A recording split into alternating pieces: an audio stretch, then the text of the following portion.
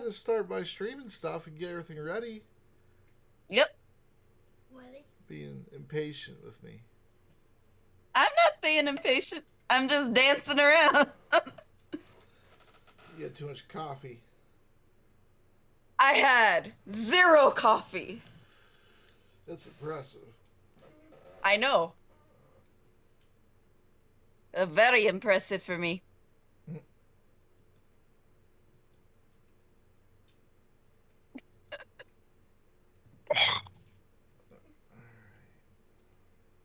I just love how your face, then my face, and then don't be that way. Don't be that way, bitch. Me introduce you to my 3 best friends, Mr. Johnson and the Juice Crew. You saved the princess, oh well, you know you're gonna grab her. Why don't you come and grab my inflatable pajama? And with that, let's go ahead and give our introductions. Hi, everybody. This is episode 3 of Tavern Talk. I am Saul Sunforge. I am Yandere Girl 911. And I am lovable Russian. Who provided you a great little intro melody. And, you know, that's some of the quality content you get here. Just in the first few seconds of the show. It's quality expected. content. Quality. It's good stuff. Alright, so our first episode, if you've watched it, was very long. I had to divide it up into parts. So we're doing a different format now. You still submit your questions and things like that. But I'm trying to keep the total responses for each question to around a half hour. This way, it makes it a lot easier to edit, and you don't have to sift through three or four parts, or more than that even, if we talk just forever and ever. So, first question: Milestone versus giving XP. What are your thoughts on Milestone versus XP? Give pros and cons of both, ideally. And which one do you prefer? So, if I may have the floor on No. this. Oh, go ahead Of course. then. Go ahead.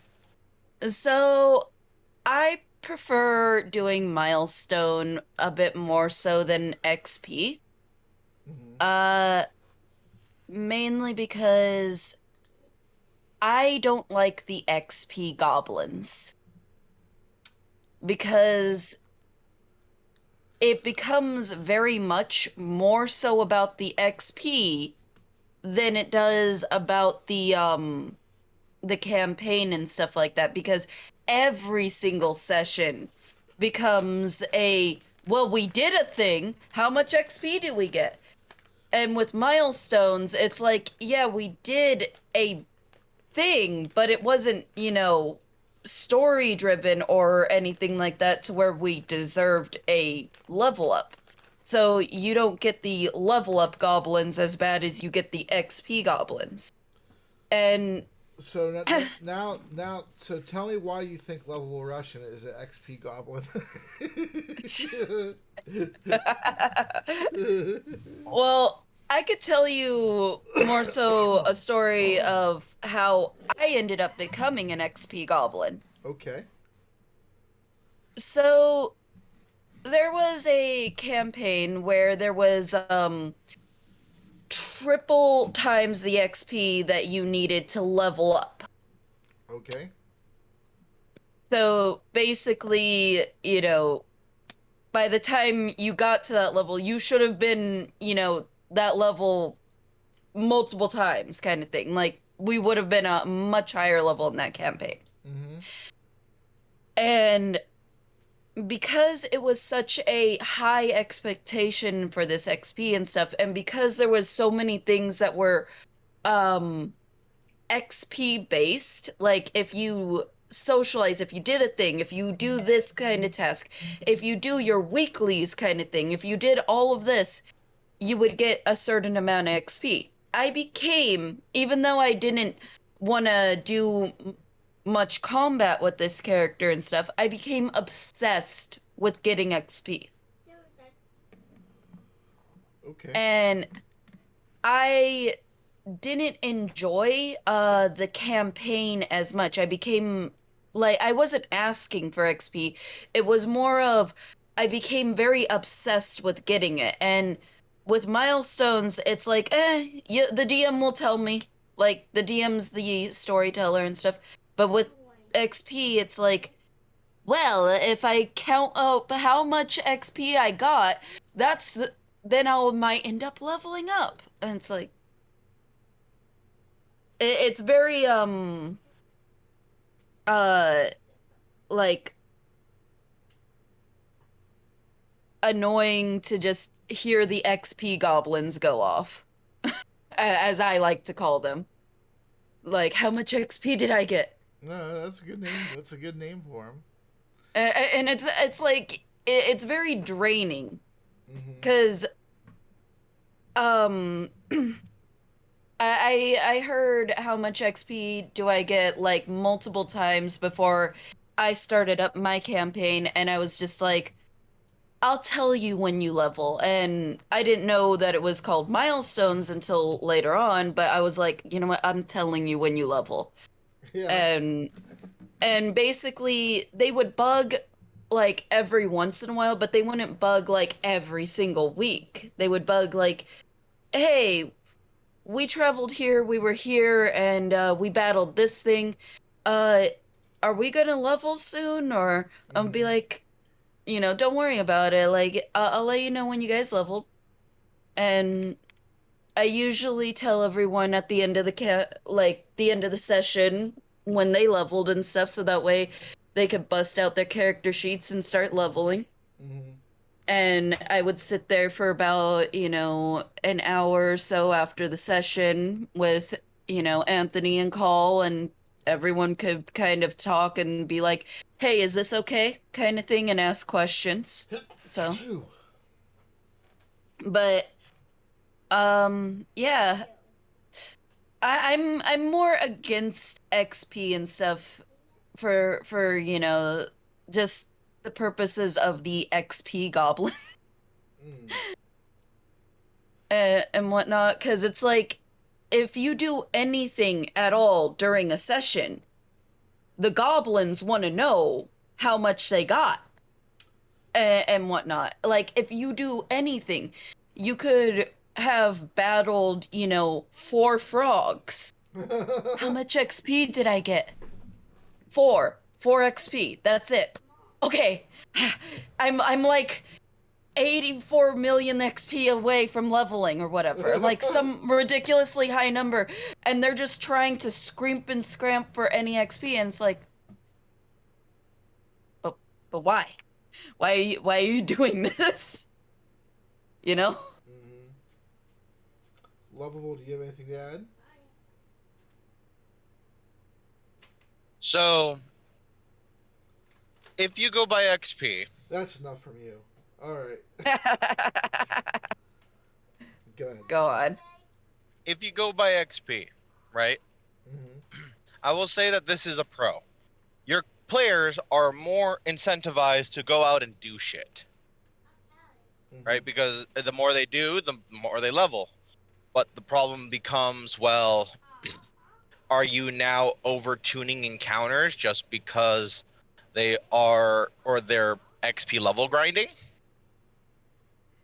Mm-hmm. right? Or it becomes more of a numbers game of just kind of, all right, guys, let's do all the side quests before we do the main quest kind of deal.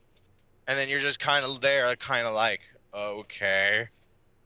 Or they make their own side events by going out and killing multiple Whatever. wolves. Yeah. Mm. What happened to the wolf population? Well, a team of I'll be right back. adventurers. Like, yeah, like team of adventurers and stuff came in and just destroyed all of the wildlife They were muttering something about the XP. I don't know what they were talking about. Yes, for a little bit. Okay. So, what do you prefer, milestone versus experience?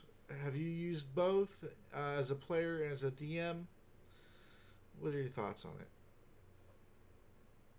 So I mostly use Milestone. I prefer Milestone because then, right, you're not just leveling incessantly, I guess.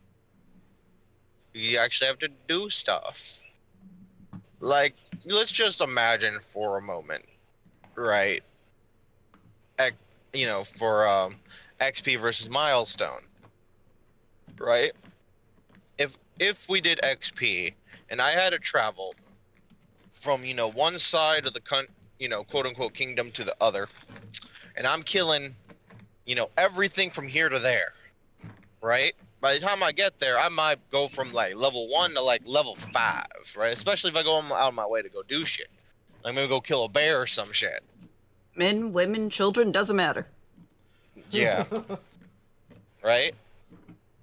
Oh, And just this my is supposed luck. to be for level 3.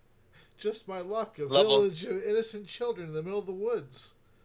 and Oh it's boy. and the stuff that I'm supposed to be doing is supposed to be like level 3 or something, And well, now I'm just a little overtuned. Now the DM could, right, by all means, you know, just be like, well, time to overtune everything now. But then you're kind of like looking at your player at that point and you're purposely making it harder for the purposes of just making it harder because now they've gone on and become an XP Goblin. And I don't think that's truly that fair.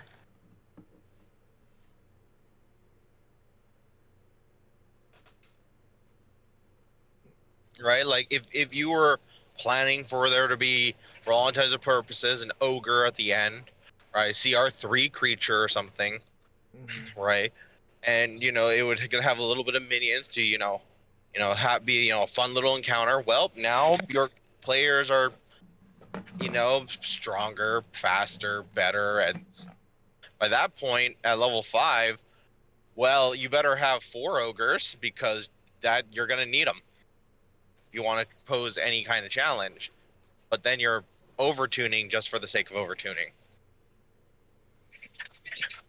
Hmm. Milestone, you can more control it. Yeah, but then those 4 ogres, if you're trying to do that challenge kind of thing, you just effed yourself over because instead of giving the XP for that 1 ogre, now you're giving the XP for the 4 ogres. Are So, you talking about the problems with XP leveling? yeah. Or okay. Like, you just gave the scenario of, like, if you're overtuning it and then any sort of challenge, instead of that 1 ogre at the end, now there's 4. Now the DM just effed themselves because now they gave even more XP Well, to you the see, that's XP not. goblins. This is true. So they're further ahead than you would want. But Yeah. you just have to continue along with it, and then it becomes a thing. Lest you just literally put exactly what you wanted to put, and then you're gonna have players that are a little bit maybe dissatisfied, like, wow, that ogre died in 1 turn because I was level 5 and I you know chucked a fireball because I'm level 5. Yep. I I think that both of them have qualities to them for sure.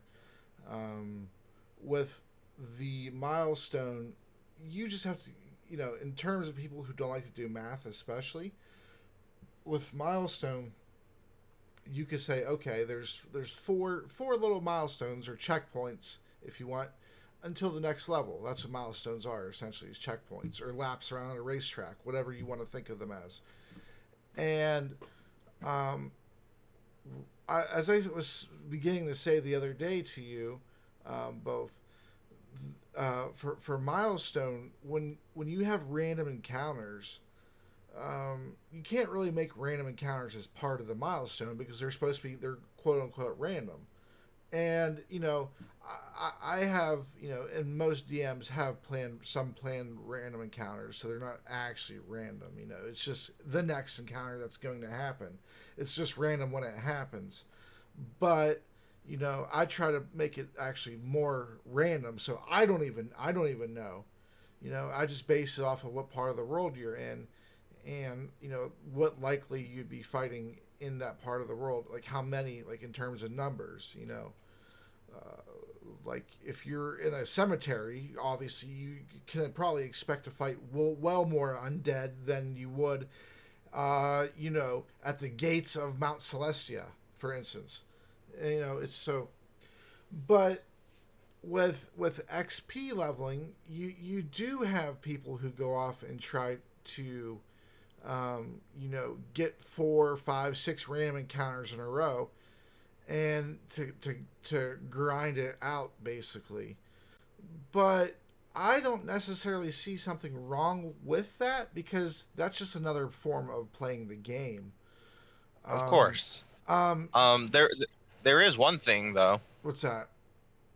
Okay, so this is something that you've yourself told me, and I'm gonna take Curse of Strahd for example, right?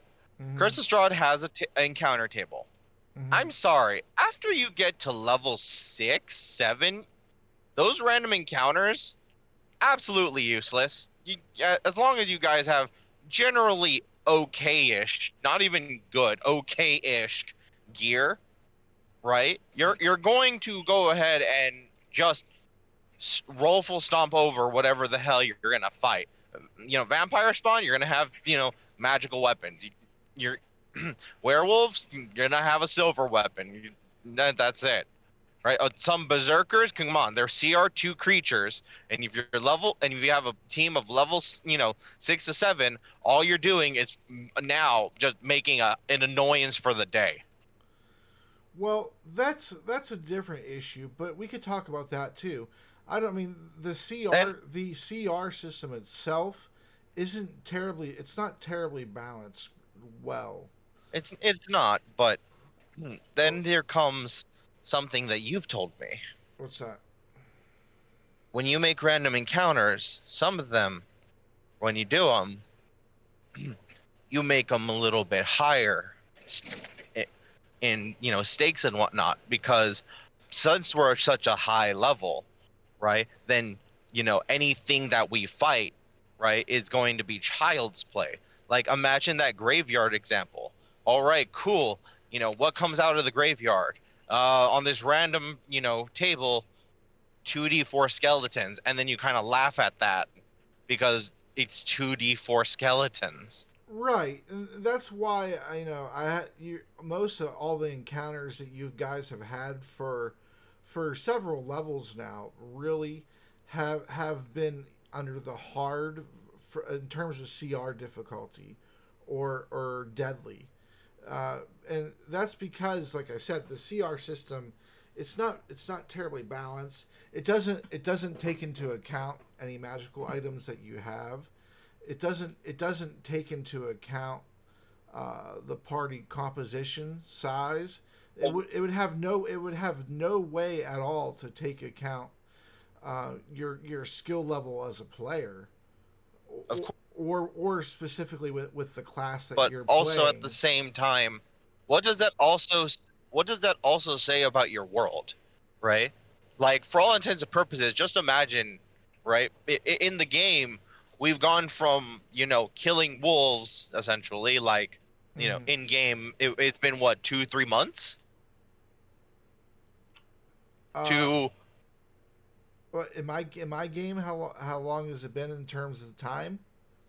yeah,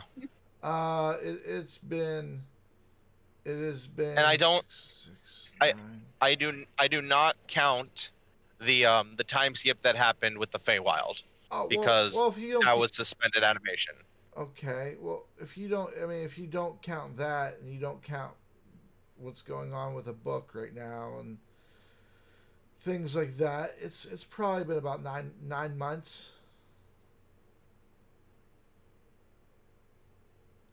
And now we're just always fighting things that are just obscenely dangerous. Like, this is now your world where that's what is expected. We're not expecting wolves to come out of the woodwork. We're expecting, you know, 10 Umber Hulks, a Lich, and, two Thunes all to come out and be like, it's time to play. This is a normal day. Well, that has to do with weaker creatures, especially if they have any type of intelligence about them. Even if it's a bestial intelligence, they're gonna realize that they can't take your group, no matter not even on their best day, and so they would leave you alone. And that's the way I play it.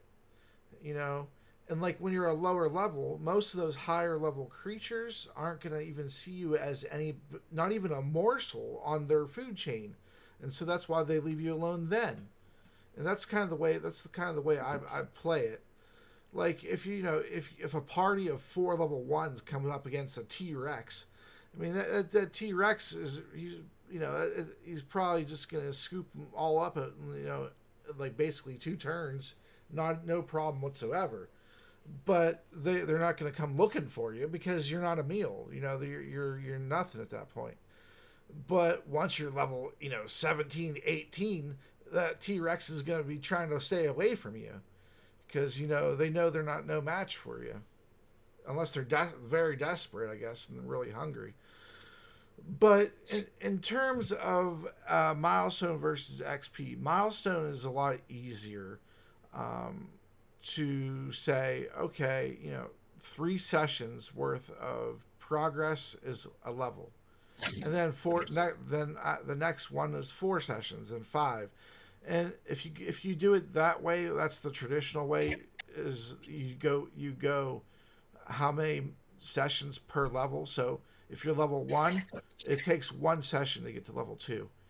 Once you're level 2, it takes 2 sessions to get to level 3. And then once you're level 3, it takes 3 additional sessions to get to level 4, and so on. So if you think of it, and if you think of Milestone that way versus XP, you actually probably get to your XP level, a little bit earlier. Because if you think about it, once you get to level 15, for it to take 16 sessions to get to the next level, and then 17. Hell yeah, let's go. Let's go. So those last few levels, you're talking about a year's worth of sessions. If you only do 2 sessions, a month or whatever, you're gaining 2 levels in a year, essentially. Maybe 2.25 levels per year. So those last 5 levels, you're looking at 2.5, 3 years of game time. That seems like a long time, especially to get a group of people together on the same day for the same time to be free for that whole entire stretch. It's like it's a hard ask to ask kids, but to ask adults who have complex lives with a whole slew of other things going on, maybe, asking them to commit to that kind of time, it starts to become an issue. And that's why most campaigns don't get to level 20. It's because the group eventually just, you have a week where we can't all meet. Okay. And then you might have 2 sessions where not everybody could get together. All right. And then eventually it starts to feel weird. Like, do we even want to go back to it now? It feels like we're going to this awkward place because we haven't been there for so long because we haven't played.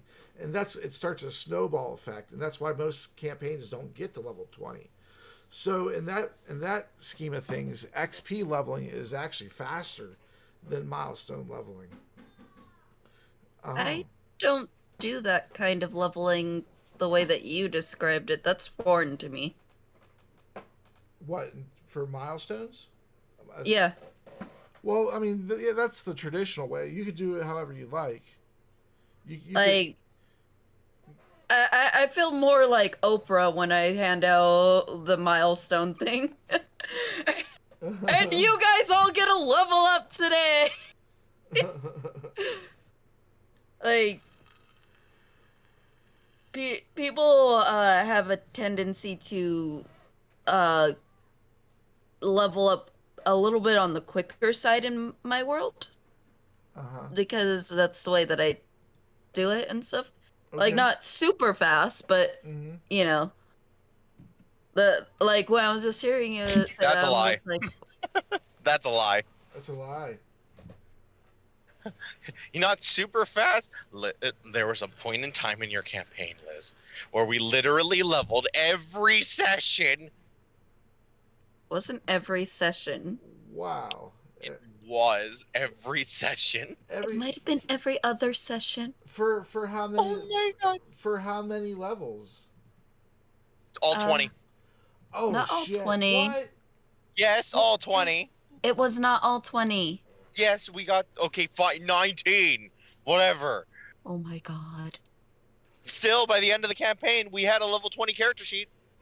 Yes, And it took but less. It took so that would be less than a year's worth of sessions then to get to level 20. yeah, but we hit 2 Christmases. So I'm just like, yeah, no. We hit 2 Christmases in my campaign. Oh well, if you hit 2 Christmases, then it had to have been more than 19. Yeah. It was still a, if we can get back to the boat, that was it, done. Level up. Didn't matter what we were doing. Level up. Yeah. Hmm. I We went out to mean, go get groceries and came back to the ship. Level up. shut up. Now you're exaggerating. It's a truthful exaggeration.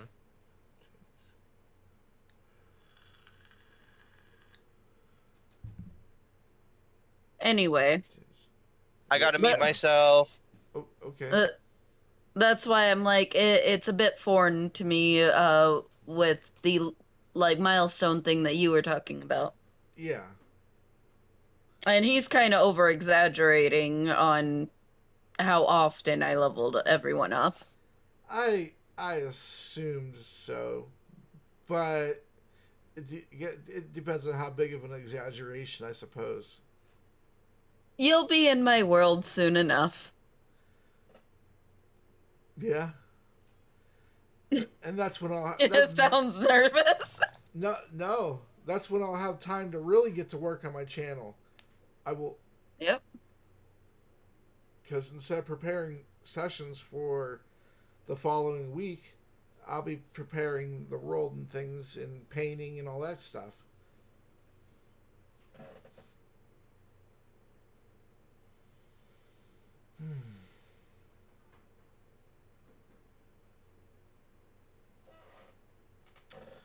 All right, so hold on.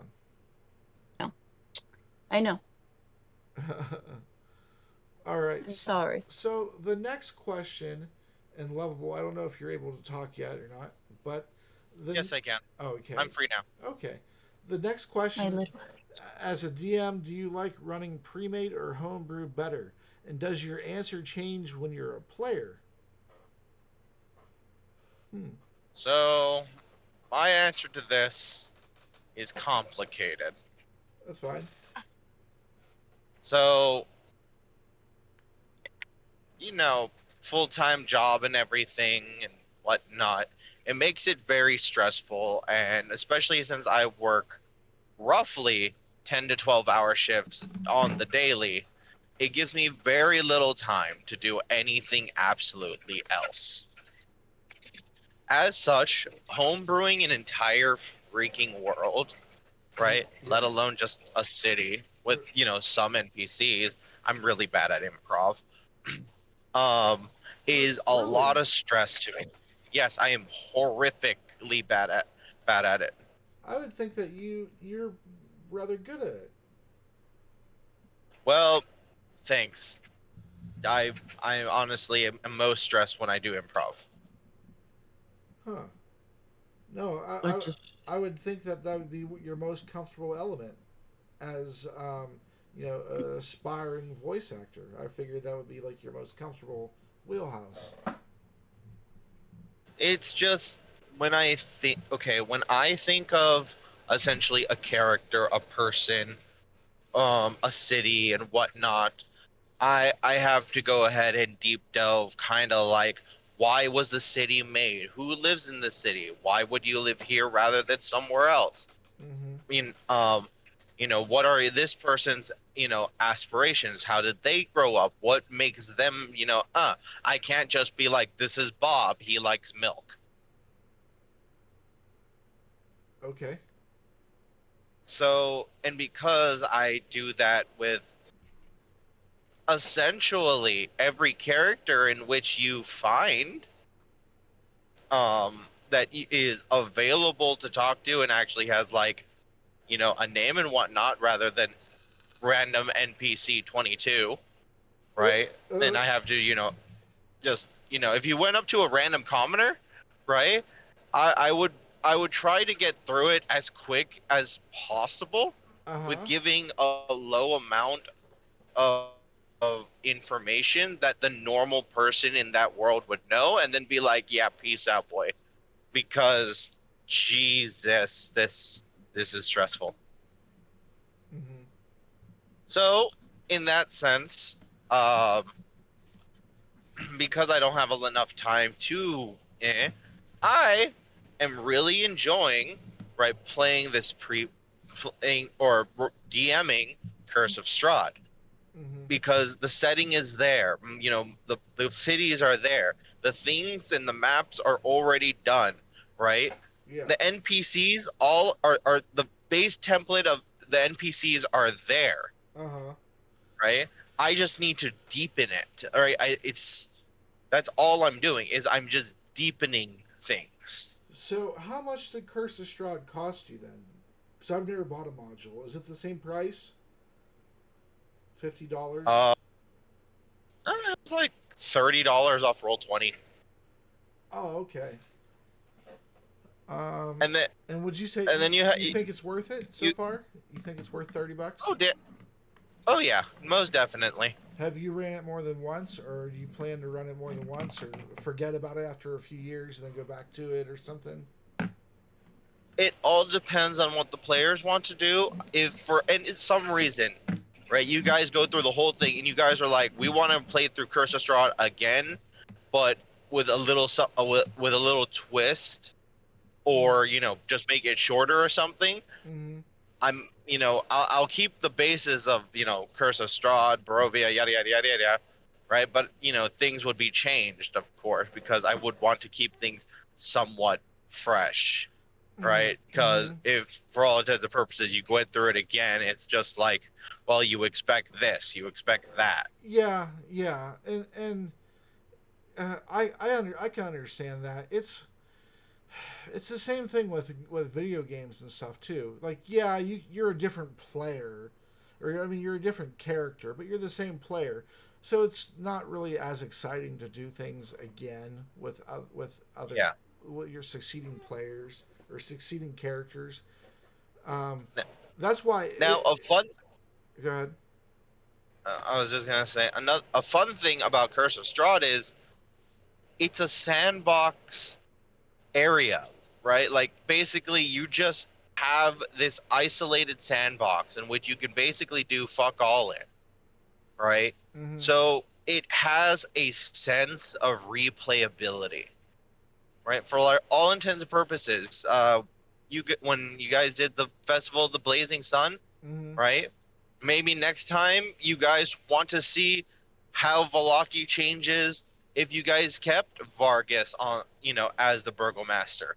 What if you just killed both Lady Fiona and Vargas and put, Ezek up on the throne, or Vasily, or just kill them both and see what happens on their own.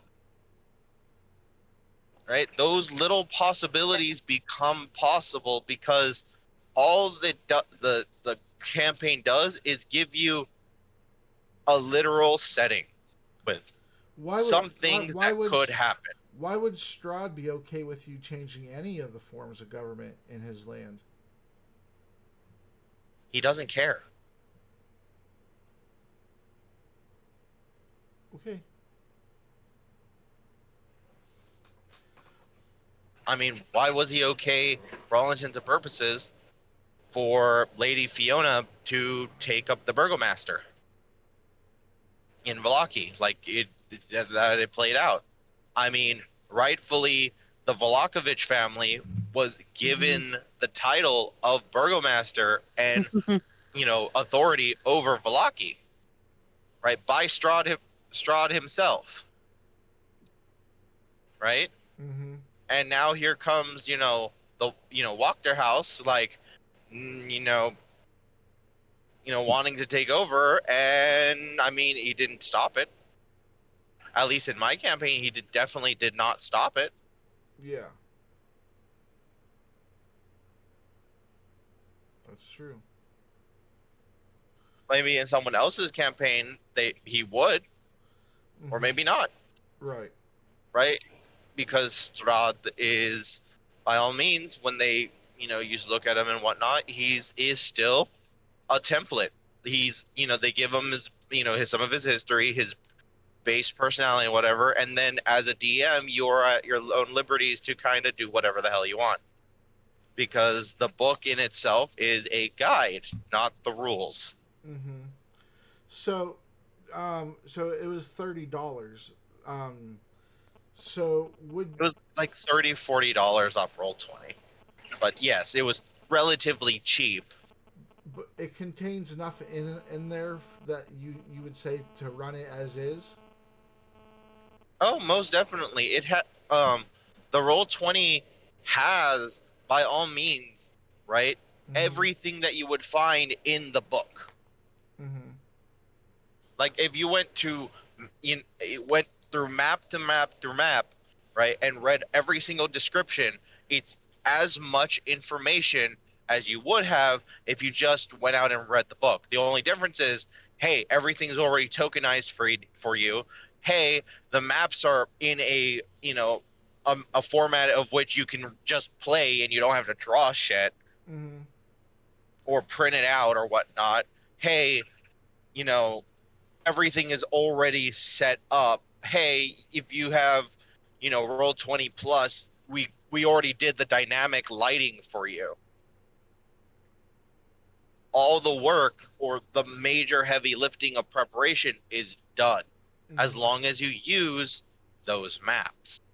Right. That's not to say that, you as a DM could go ahead and be like, all right, I'm going to make my own map, because you are now, you as a DM could do that. Right? But at least you have something to fall back on. Right. Would Right? you You can add to the world. would you say that the campaign that you're both currently playing in my campaign, that if I put that all into a book, the world map, the regional maps, the dungeon maps, some of my not all of, because that's just too crazy, but some of my random encounter maps, say 5 random encounter maps for each different biome type, which is still so many maps, and included all the NPCs and the towns and everything into a book. Do you think $30 that's a fair ask price then, or do you feel like it would be worth it?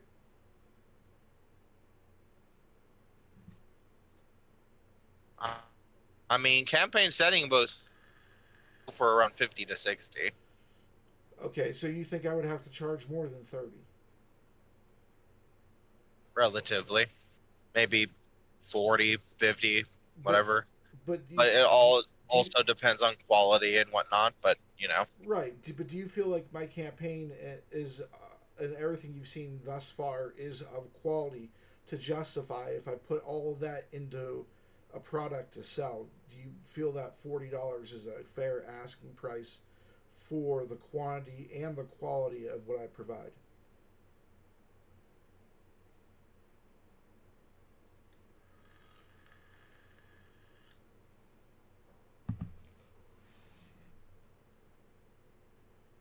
Liz, Yeah, what I'm do you here. think? I would say, 30 to 40 would probably be a fair asking price. I'd say around 40, not 30. 30 is pretty cheap. 30 is cheap, but at the same time, due to the fact that he is not connected to Wizards of the Coast at all, and just, And doesn't have like a big name or whatnot. yeah, like it would need to be at a lower price in order to gain that name. Yeah, but okay. So here's a funny thing. So think of it this way. How can I say it? It's the price trick. Basically, when you see something with a lower price tag, you think already it's of lower quality. Yes, but think of it this way as well. If you see something with a lower price tag, you're like, oh, it's cheap.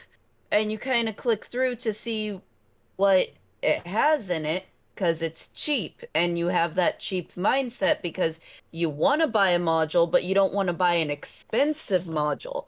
So it's like, oh, But you said I, book, not module. well, I mean, straight like the revamp box set for COS is by all means $60, $80, it's Mm-hmm. 80. of course. But okay, so I'm asking this, assuming that you are a fan who already watches the campaign, who's like like, oh yeah, I like the lore, I like the world, you know, not somebody who's never seen it before. Obviously, they're not going to know what the heck it is. But ideally, Sorry. if it's somebody who did know what it was, Then $30 is a good a fair asking price. okay. And what if I included some minis, even had an edition where I included some minis? Then what would be fair to ask? For the limited edition minis, $40. Like 40 to 50 depending on, yeah, they would be like copies of Hey, what's up, Dova? You're only an hour late. Oh, what's up, man? No, I'm talking like like minis of your characters included in it. uh, is it just two minis or is it just like you think like four? Well, it would be the doctor. It'd be Foxodon. It'd be Asgrim, and probably unknown. And I don't know since Nick and Nick and David aren't really Nah. probably Solid. His character has been here for a long time, yeah, solid. technically. Solid. I'd probably include solid, and I So might do a Navi maybe. I don't know. I would make a Navi figure that is holding a beer cat. bottle and a cat that is just being strangled by her and have her just be making that face. All right. So the no, knowing this, a Navi token with an optional strung up cat with tagged along by rope accessory. Yep. so knowing this, all right, $50. Cool. I would want it just for the cat accessory.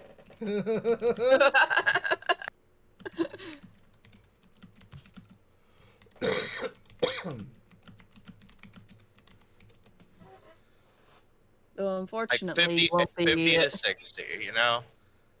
Yeah. Unfortunately, you wouldn't be able to make the doctor. Yeah, I know. Beca- That'd be copyright. yeah, it would have to be called something else. I know. And I'm changing city names too because Mordavia is it's a city in their Sierra's game. Even though the company doesn't exist anymore, it's a city in their game. So I don't know the rules on that. So I'm gonna change the name of that. And Silmaria is one of theirs too. which I really like it because There. I like the SIL part of the name, the beginning of it. It does sound very exotic to me anyway. That's why I really like it. So I always try to include a Silmaria in every one of my campaigns. Um,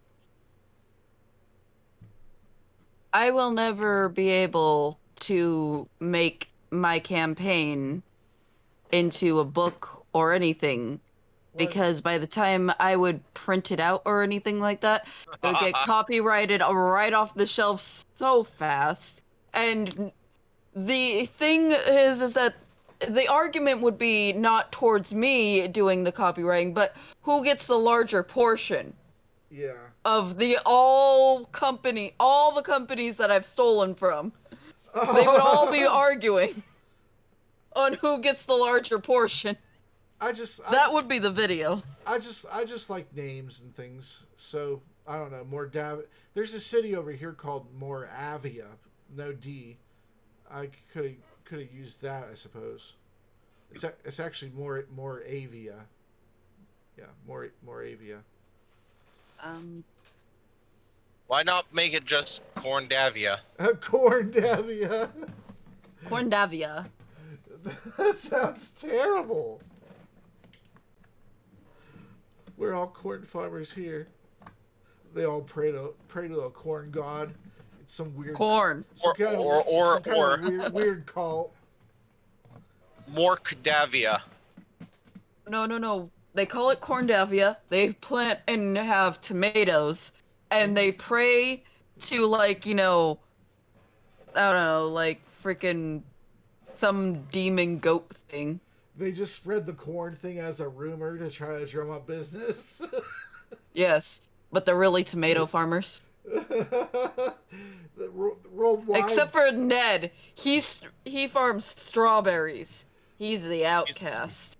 Worldwide famous corn maze. Come and see it. You post it everywhere around the world on flyers attached to trees everywhere. You just get boats and boats of people coming in to get the corn maze. And they get there and it's just a bunch of potatoes and tomatoes and things. And they're like, what the fuck? Like, while you're here, why don't you purchase some of our souvenirs? Like our Cornwallis, puppet. That's a tomato. Cornwallis puppet. That's a tomato puppet. Corn. Gosh, there's an actual place called Corndavia that's just looking at our video right now, like copyrighted. Like they're sitting there hovering over the file copyright complaint red button on YouTube, like, do it, motherfucker, do it. See you. I see you. Wait, are we still doing your video? Yep. Yeah. Oh, dang. Yep. Your whole Cornwallis, it was all on there.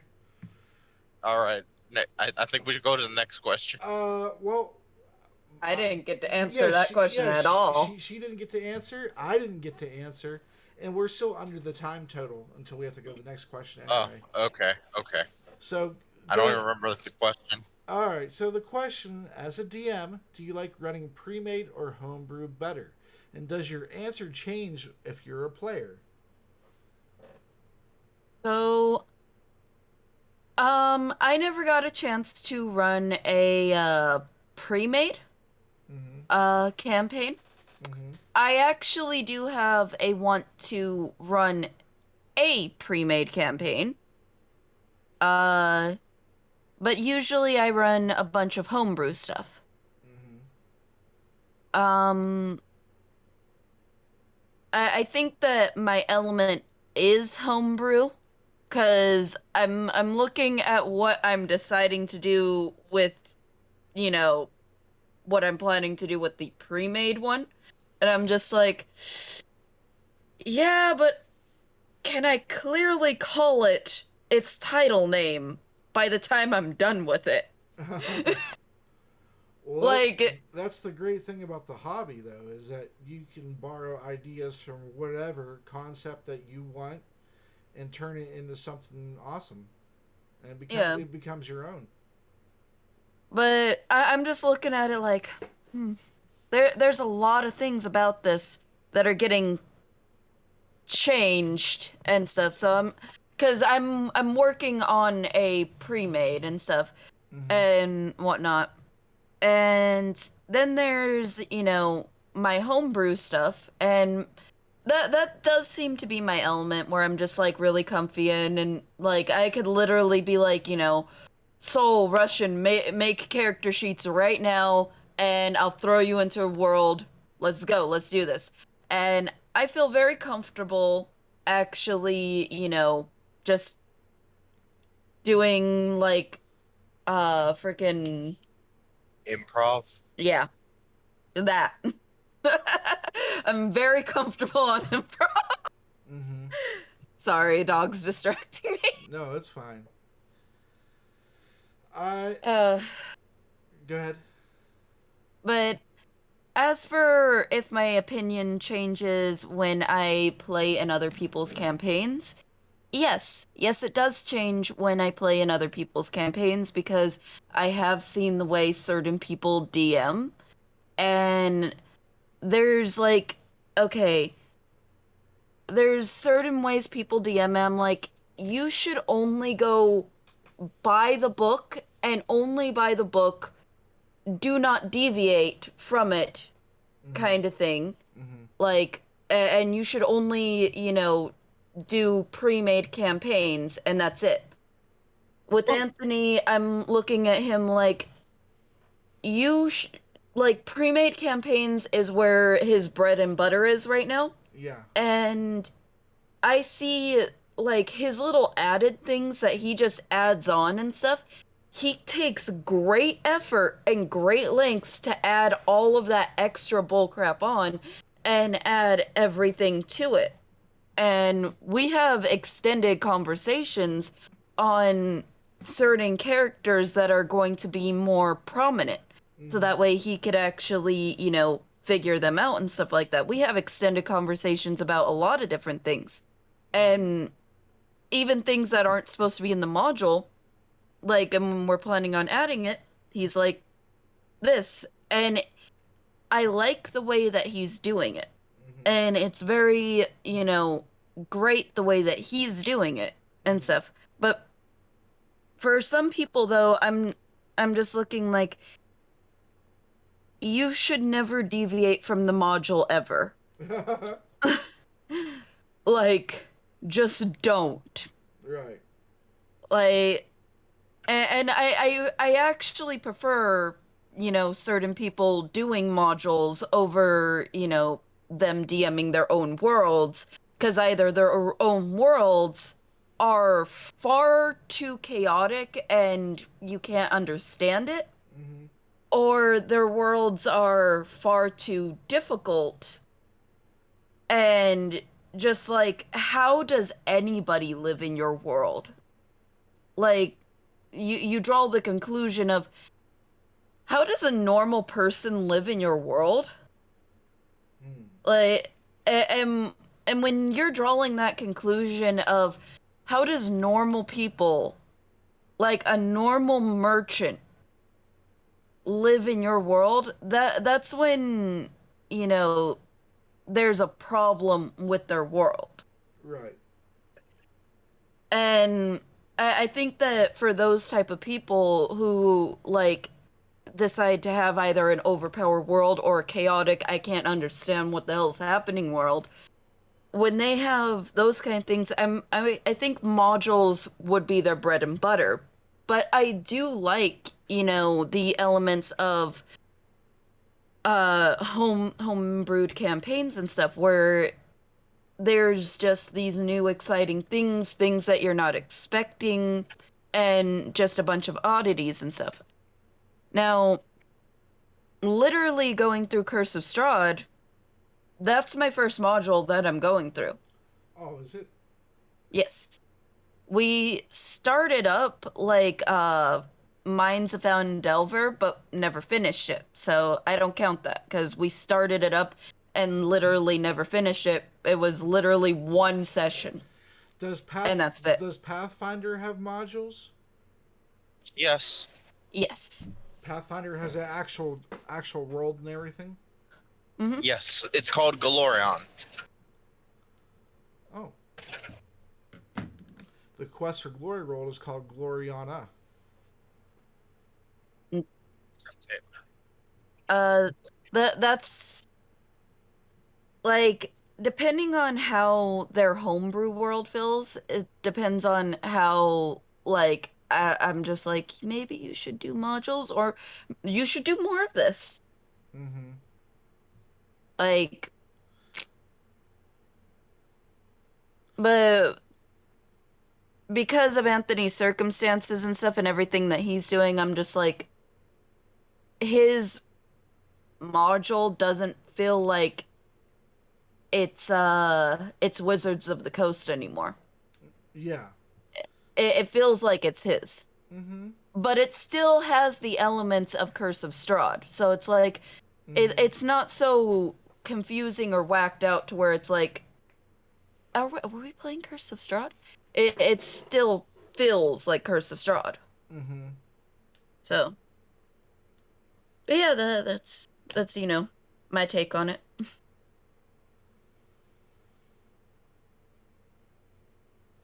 Um,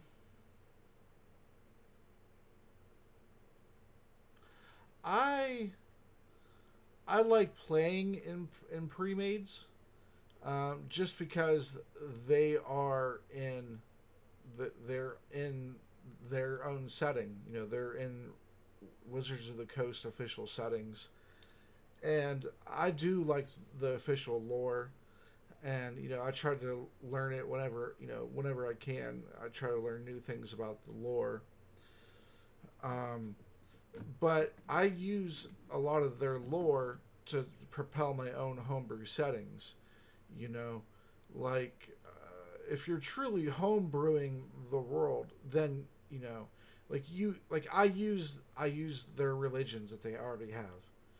Instead of creating my own, because I feel like there's different aspects that my creativity could be better used than recreating something that they made, which is already, in my opinion, some of the best things that they've created in D&D is their religion, their different deities. I think they've done a great job with that. I think it's more intricate and detailed than their spell book, really. Um, and so I like playing in modules in pre-made settings, and the Adventures League, that was pretty cool. Before it went off the rails, um, the restrictions and stuff. I actually like that stuff. That's actually it feels more official when there's actually it's not just a drunken frat party, anything goes type atmosphere. Bring whatever you want to the table, we'll make it work. That stuff's cool sometimes, but sometimes it's cool to say, no, you can't play this or that or this. They just don't exist in the world, or these reasons.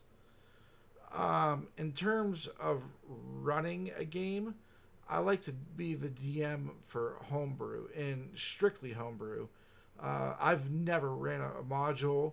I've never ran even a one shot that was already made for me. I like to make absolutely everything, and the reason I do that, it's not because I'm a control freak, which I might be a little bit in terms of D&D, but not as bad as I could be, or as you'd think I would be.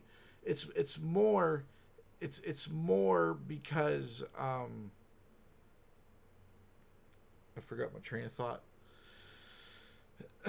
It's more because the the pre-made world, you don't really know their creativity process behind it. You can read the module before you run it, or let it be a surprise to you also. And but I find that your own world that you made much better than you'll ever know any world that's written for you. You know it because you read it, you wrote it down and you thought it, and Mm-hmm. you had to commit you had to commit it to paper or print or something like that. So you went over the process a few times by making it versus reading it once. You know, Mm-hmm. you'll retain it more because it's yours. You made it. You're proud of it, and so you'll be able to improv a lot better in a homebrew situation versus a pre-made. Because if somebody wants to go off the chart in a pre-made, like, well, what's over there, and you don't have a map for it, well, good luck. You're creating it on the spot, you know. Yeah. Versus a homebrew world, and you don't have it created, but you already know what you were going to create over there. You just hadn't done it yet because, there's time restraints. You can't create everything at the same time simultaneously. So you created the place that you thought the players would go, but you kind of know what's going to be on each side of that. So when the players go to a side of that, and they're like, I want to go through here, and you're like, oh well, it's a babbling brook running lazily through the forest. You could improvise that off the top of your head, no problem. Versus the book, you're like, it's same thing with loot and monsters and really everything. It's because you have those controlling elements to the campaign that you already know enough to improv it. Like your lore and everything. You can improv anything. That's my feeling on it anyway. All right. So we're actually yeah, we're on time. We're just on time. All right. So the next question, how do you name your towns? Hey, what's up, Gila? Uh, oh boy, how do I name my towns? Well, it takes a long process of me sitting around thinking, what the hell am I gonna name this town? Or it's usually whatever I'm watching or into at that point in time, and there's a city, person, or something mentioned frequently enough to where Mm-hmm. I memorize it. And then I'm just like, this is town name now. Mm. Though the funny thing is that what I've noticed is players don't really care about the names of the towns that they're in. They don't care about the names of the taverns. They don't care about the names of the towns. They don't give a damn if you decided to name, like, the general goods store General Goodies or anything like that. They don't care if General you, goodies. yes. They don't care if you That's great. decided to add that kind of like quip to it because you know what they're still gonna call it? The General Goods Store. They're not gonna call it, General Goodies. They're not gonna say anything like that. So it's the like with the towns and stuff, I do put thought into making them and stuff, and I do put thought into actually naming them. But at the same time, it's like they It's never ever going to be remembered or appreciated. there's one town in my no, I like there's I think two towns Mm-hmm. or two cities or whatever you Yeah. want to call them in my entire campaign, and I made quite a bit that if I asked any of my players what the names are of any of my old towns and cities, these two would come up the most, and these two would be the most memorable and stuff because they spent the most time on them. Mm-hmm. And that's the left hand. That's the name of it, the left hand. And the marijuana. Oh. Like it was a barge city, and it was one of the first cities that I introduced my players to. And for some reason, it just had a unique enough name for them to remember marijuana. It's because it's like marijuana. Like, I was like, this is Merawata. I'm like, Yeah. but the thing is that I also have Twilight Tour in my world. I have like the frozen tundras and stuff like that, but my players won't remember the names of these cities. Maybe so. Maybe so. But do you remember the names of World of Warcraft zones? No, because You I was don't? barely into it. Oh. Well, if you're playing a campaign that you enjoy and you go back to a place for the second time or so, would you not remember it?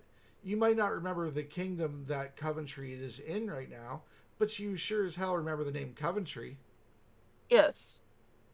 Can I you do remember the Kingdom Coventry and stuff, but do you remember I do you remember the kingdom name? No. Lovable, do you?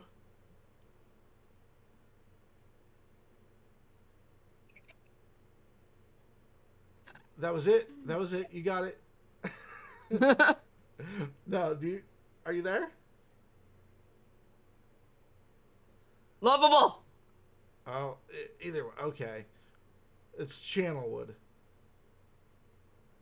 I think this is the first time I'm hearing it. Really? Yes. Yeah, the kingdom's Channelwood Hmm. because the woods form like a channel. The tree Hello. the tree Hi. the tree lines Hi. the tree lines go two different ways. So you it's like a fork in the road. So you pick which channel you want to go down. So that's why I called it Channelwood. Hmm. Uh, Did like you remember that Lovable? Did you remember the kingdom name?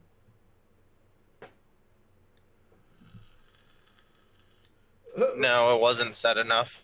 Okay.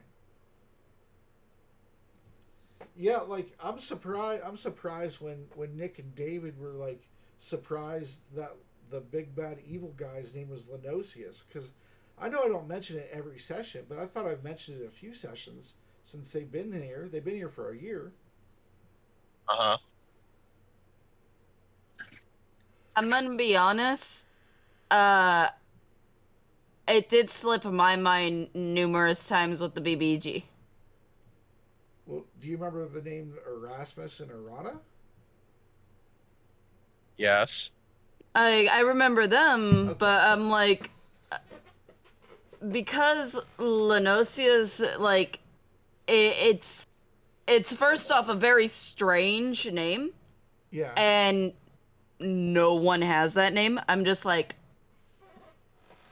hmm. Yeah, I thought it was Uh, I thought it was a rather good name for a bad guy. Even the name sounds pompous. like it sounds pompous and stuff, and I do like it. It's just I'm like, I know that it begins with maybe an L, or was it a Y? And like I'll sit there and try to remember it and be like, I can't remember it. Yeah, I like the letter L, and actually going on how do you name your towns?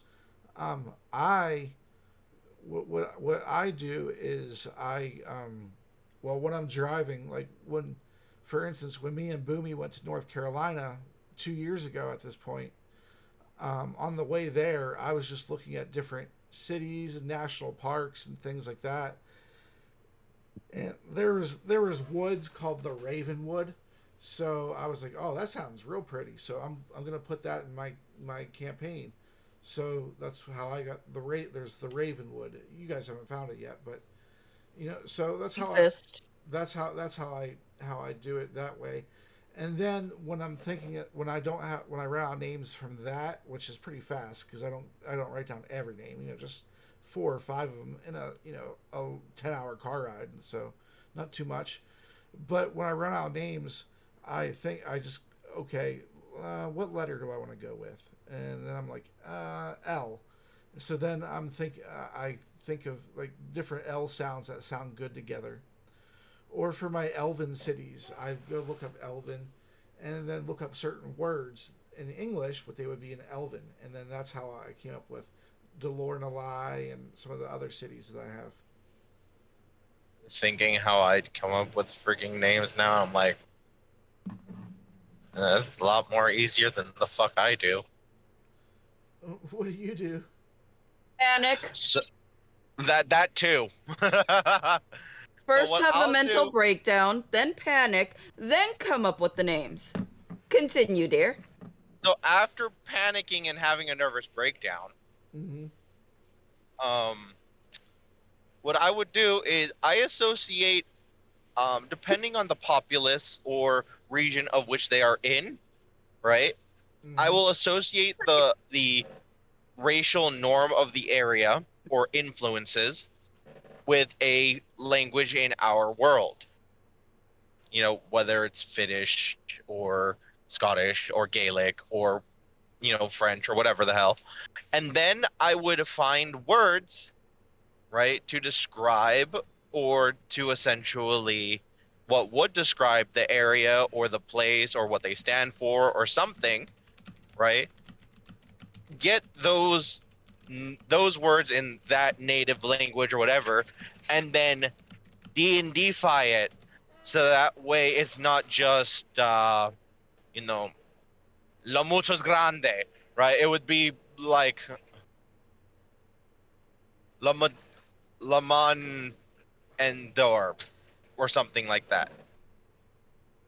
I see. And then essentially that's what the name would become, Mm-hmm. or derived from, usually words of other countries, and then put into a D&D like fashion, where if you were to reverse translate it, it might just come out as, the big water. That's it. But I have to go ahead and do it in such a way where it's not gosh damn obvious. So, would you guys like me to name the mountain ranges and the lakes and the forests and things, or no? Does that not matter to you? I am more up to actually understand and try to remember, but I know a lot of other people wouldn't.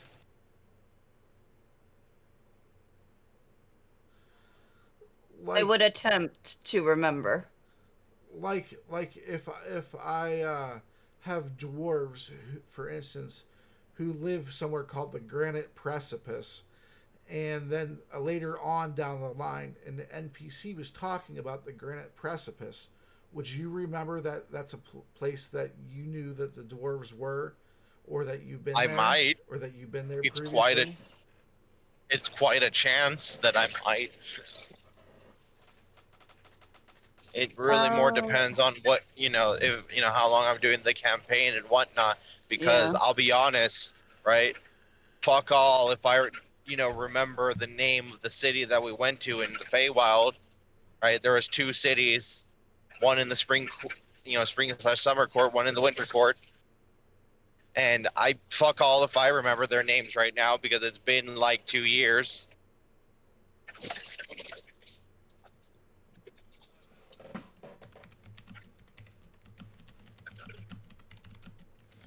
Another, and Gila just brought it up in chat, and it reminded me that I mean the simplest and the easiest way to come up with names is to associate it with a landmark. Um, like if you're the first one to discover a town, then obviously something off of your name, or something off of the Exodus, got it. or like off the location. Like if you're at the edge of a cliff or in the forest or whatever, those things would change your name. Or like in my campaign, Miller's Crossing, which you've went past but you've not been in yet. It's there's actually a guy, Jacob Miller, who discovered it. So that's why it's called Miller's Crossing, and it's called a crossing because it's crossing from the swamp and back into civilization. Well, the swamp or the jungle, depending on which way you went, or the mountain pass. back into civilization. So it's like you're crossing back in. So that's why it's called Miller's Crossing. You could do that with a lot of locations. G. Lewin was talking about, like he'll name a stone quarry related to the something to do with the main type of stone that's there.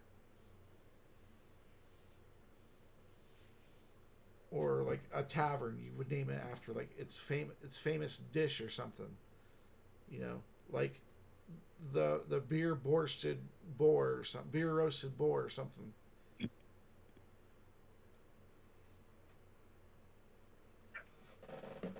Or nothing here but cockroaches. Then I'm thinking over at like Valaki with the blue water in, like, first off, no. I kind of like whatever Diego decides to name his taverns and stuff, because It's usually about twins yes. or doubles or whatnot. Well, his first tavern was named what was it? Make It a Double. And then the tavern here in Krez, he has it named the Twin Hearts. Why don't you go ahead and name the tell everyone the name of the underground tavern Oh, or the unfavorables in the sewers and whatnot. Oh, yes. See, up above, there was Make It a Double, and then underground, where all the unfavorables and the sewer trolls and stuff like that lived, he had the Double Down Under. Liz? Yes? What was it? The Double Down Under. Mm-hmm. There we go. Mm-hmm. Freaking dumb. Double down under. Yeah. And that's what Diego would name basically his things, like his taverns and whatnot. Is it would deal with twins or doubles or something. Number 2, Like, because he's a twin. I actually like the way that Diego names everything and stuff and whatnot, so it does actually make it very easy when I'm playing a certain character naming certain things, because I have a character that whenever they get a new pet, they have an obsession to name their pets after food. Usually breakfast food, but still nevertheless food. I think that's just more of a you thing. No. It's Are you sure? No, it's actually the character's trait. Crispy? Cocktail? Cocktail, Lena's drunk. Crispy, it was explained why. Yes, but still, there's a very big correlation. Yes, but I have like food. Snowball. I have, Boof. I have, like, I don't name everything food. It's more of certain characters' traits. Snowballs are food. Whose character trait was boofing? Oh my gosh. Boof was a light colored cat, like it was a light gray colored. Okay. And he was fat, like extremely fat. Oh, okay. All And right. That it never meowed it. Mo. There you go. That was him talking. It went mo. Not meow, because that was too much effort. It went mo. Mo. And you had to do it with a lot of girth, or else it's just not Boof. Like, as if it's struggling to actually even meow. Because its fat is getting in its way. And that was, my hunter Diana's pet. That was her animal companion. Yes. And Boof did work. Boof killed orcs Nice. by himself. killed a mountain lion, and then turned into a medium creature. Um, The did you have anything else on how do you name your towns, or do you want me to go to the next one? Question. question. I basically explained my, process. Okay. It's long. Long and panicking. Oh, what do you do as a DM if there's a problem player? I'll let you know when I deal with one. You've never had a problem player? No. When I deal with one. Okay. I may have a problem player, but I haven't dealt with one. Oh, so Meaning I don't do anything. oh, okay. So I had Hold on. Has the situation got better or worse after you don't do anything? Usually. Probably worse. All right. Okay, go ahead, Liz. so I had a problem player. Uh-huh. I might have mentioned this before about this problem player. Um, Possibly. where I specifically told this player no anti-paladins. Okay. All right. Mm-hmm.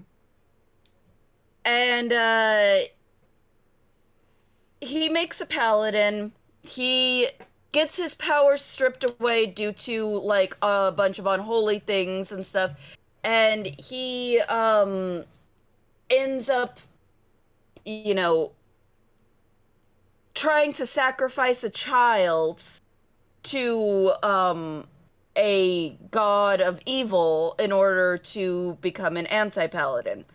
And basically I had to tell him, no, that's not how that works in my world at all.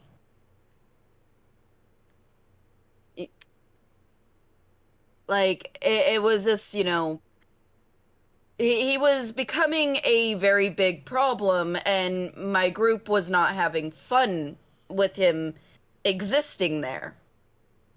And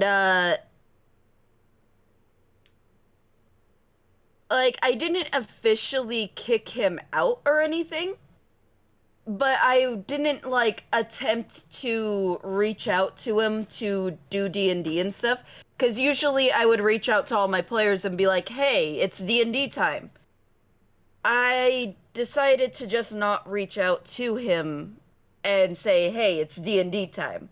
And so it was basically, a thing of he just walked off into the water and never was seen again.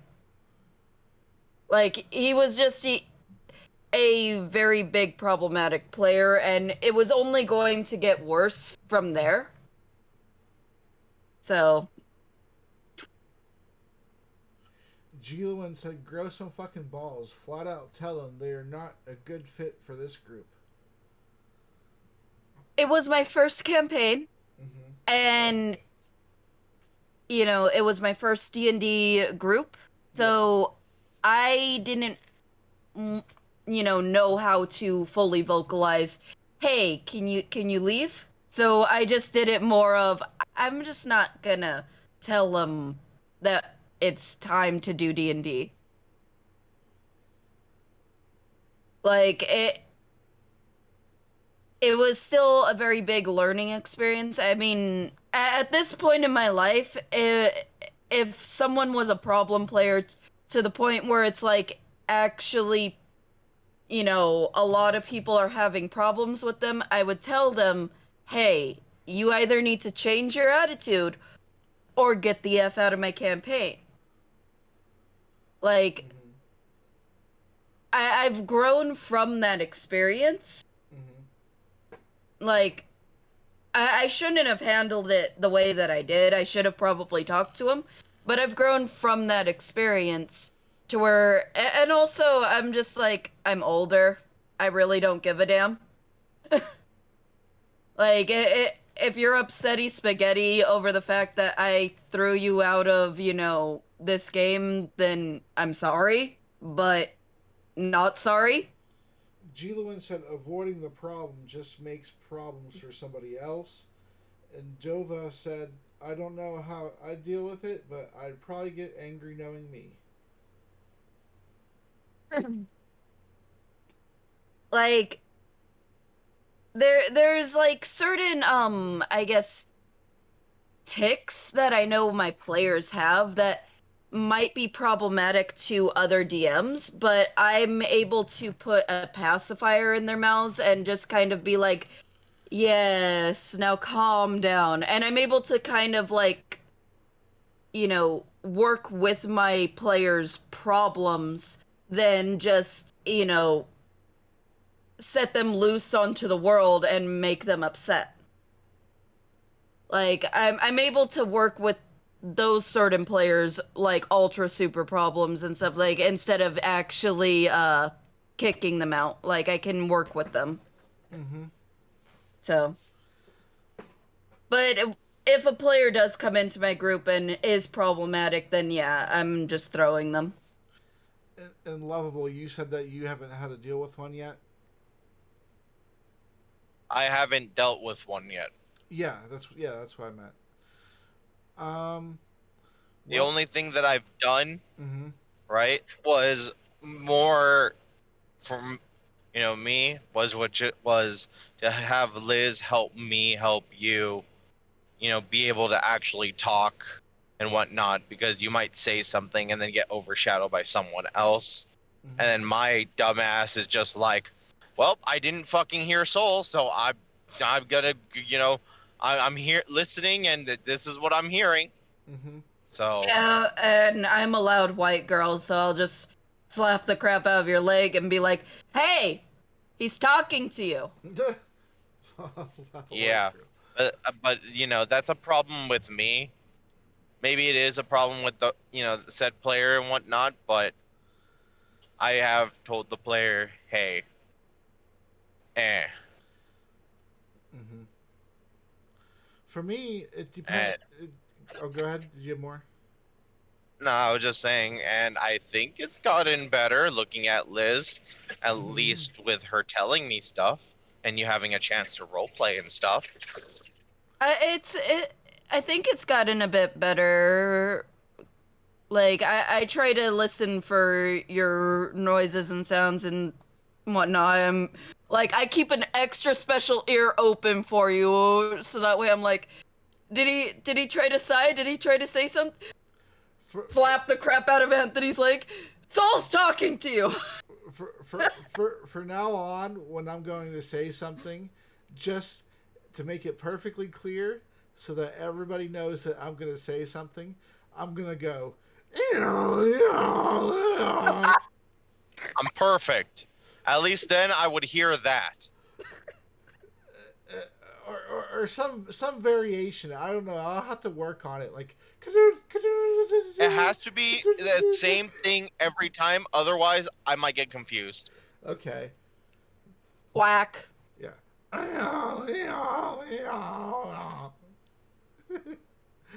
And everybody's gonna stop, not because they know it's me about to talk, but for a while they're gonna think somebody's dying, and so they're gonna generally stop to check. And then here I come with my role play, and they're gonna be like, "Oh, okay, it's just Kiristan. It's just Kiristan role playing." Oh my god. Imagine if that's how Kiristan got everybody's attention. Like, it's just a character trait of hers now. She just starts making donkey noises. I'll introduce it. I will. If you want me to, I'll introduce it. I'll say this. I'll just randomly do it in the middle of a conversation where someone's talking a lot, and I won't explain. But you can have everybody look at me, and then I'll act like it's normal, and I'll be like, "What? What?" And then I'll go into like an explanation. Did you just make a donkey noise? Yes, it's normal where I come from. It's the same as your children raising your hands. I just make donkey noises. It's like, well, if you hear me make this noise, you'll know where I'm always at. So it's for when we get separated. You see, it's group tactic. Think, I'm just doing it for you. Perfect. It's not commenting on, the fact that you might be a donkey or anything. It's not that. It's because my character's a pacifist, and so I go around making that noise while oiling myself up in case anybody touches me. So this way, if anybody sees me doing this, they're either like, this person's fucking weird, I'm staying away, or if it's a wild animal, they're gonna hear the noises and they're just gonna be scared away. And so I have all the angles covered. Except for the wild donkey that's just like, hey. Why, hello there. I heard you singing the songs of my people. It's a dire. What's up? It's just a dire jackass. It's a dire donkey. No, his name is Donkey, and he's being voiced by, Eddie Murphy. Fucking Eddie Murphy. Yep. I'm making waffles. Christopher Walken. You know, I'm Donkey.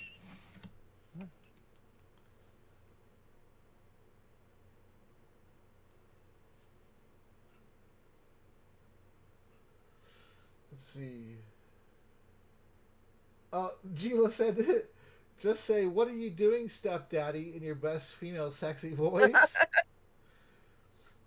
Dova said, "What is people's stance on allowing players homebrew into your games?" Oh. Well, let's Get the fuck out. So, Gilawin, what are you? Stop it, step bro. What are you doing, step bro? How about that? Oh my! I'm just trying to. I'm in here doing laundry in the skimpiest outfit that I own. Oh my gosh. I got stuck, step bro. I got stuck under this bed frame that's clearly triple the size of me being able to even be considered small enough to get stuck in. Oh my god, how did this happen? Oh no. Who's that coming up behind me? Alright, that's enough of that. Homebrew? Yeah. What was the question? Go ahead. Homebrew and if the player wants homebrew. Do you allow player homebrew into your games? This is a bonus question. I'm gonna need a little bit more context, because there's a difference between, player being like just having homebrew out of nowhere. Yeah, can you elaborate, Dova? Are you talking about your entire race, your features, like some type of weapon? The general rule is that you're a wealthy philanthropist who decided to just take up adventuring, and so you start out with 10 million bajillion coins, doubloons, pieces of 8. You can certainly believe that you are a wealthy philanthropist. Yeah, we'll make it so that you're just actually really a crazy person, and this whole time you thought you were wealthy, but you were poor as shit. No, it's fine. You're wealthy in your country. With all of that money from your country. But now, looking over at where the campaign's actually being taking place. Like, oh my, 20 million gold pieces. Here we go, and the exchange rate, 13 copper. Have a good day. Have a great day. What the? Nope, sorry, we're closed. No more questions. Have a great day. See, this is fine. But I think that what he's trying to mean is like, okay, you know how I wanted to play like the doctor or something like that? Like, that's something that, you had to actually think about and allow in your world and stuff.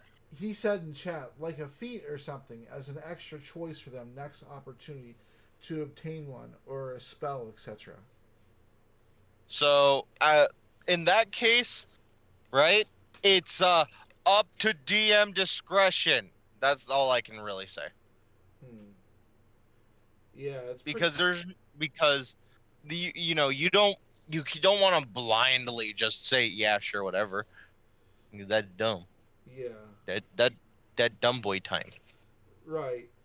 Like a extra feat, but a feat that's like, maybe not in the core rules and stuff, and and it might not even be when you level up. Uh, First off, I'm not really willing to give out anything for free to just one player. Uh Fucking chair. that's not a like actual level up. Like I like to be fair and give out things to all my players and whatnot. So if this player is asking for that in particular feat, and it's not a feat in the core rules and stuff in the next level up, I might be, wanting to let all the other players know about said feat or said guide that they got it from. Hmm. And if the player has, a problem with that kind of thing because they want it to be, the special snowflake, then I just won't allow it. I if it's a homebrew race, I want to look it over extensively. Yeah. Um, Homebrew race, yeah. but there's a good chance I'll allow it, especially if there's nothing that pops off of it, like that. For instance, that you get 120 feet when you fly or something, or something that like would be like a aha got you moment for like allowing the race. Like I want to look it over. If it looks cool, then it looks fine with me. There's already rules in the game to allow you to have a custom lineage, custom Mhm. race, customize your background. So yeah, it fits in. So it's already allowed. I just want to make sure that it follows the guidelines set forth that everybody would have to follow if they chose to do it as well. I like to give everybody special treatment, but I like to give it special treatment to everybody. So Yeah. there's a difference. And so if somebody wants to do something, I allow everybody else to have that choice as well. If it's a weapon, we'll look at it. If it does something equivalent or already in the game does, then there's no need for the weapon. But I look at what the power level you're going for, equivalency, and then I'm like yes or no, and I might make changes to it. And if you're amenable to those changes, meaning if you agree to those changes, then we could maybe work on something like that. In terms of feats, I actually started working on um, some of the feats in fifth edition. Some of them are they're really not.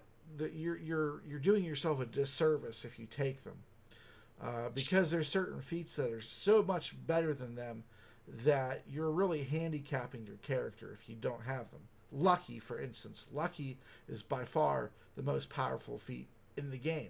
You get to re-roll 3 failures a day, or you get to get them to re-roll 3 successes and hope they become failures against you per day, and that's every single day. That's every single day. So pretty much per session or per every 2 sessions, you get to do this 3 times. Like that's a pretty powerful feat. That's that like you could pretty much take any other 2 feats and stack it up to that, and you pretty much should still probably pick lucky. But so I was looking at all the feats that you combine 2 of them together, and you're like, okay, this turns this feat that isn't really ideal. It's circumstantial with this other feat that's circumstantial. Maybe they're role play feats. So maybe it's 2 role play feats versus that 1 combat feat or that 1 universal feat. You get two specific, and I was trying to combine them and do things. And I was like, people already learn how to play a certain way. If I make too many changes to it, is it even D&D anymore? It's like so I don't want to make changes to everything just for the sake of making changes to it. I want it to be if as beneficial, or ideally more beneficial than the effort it took to make that change happen.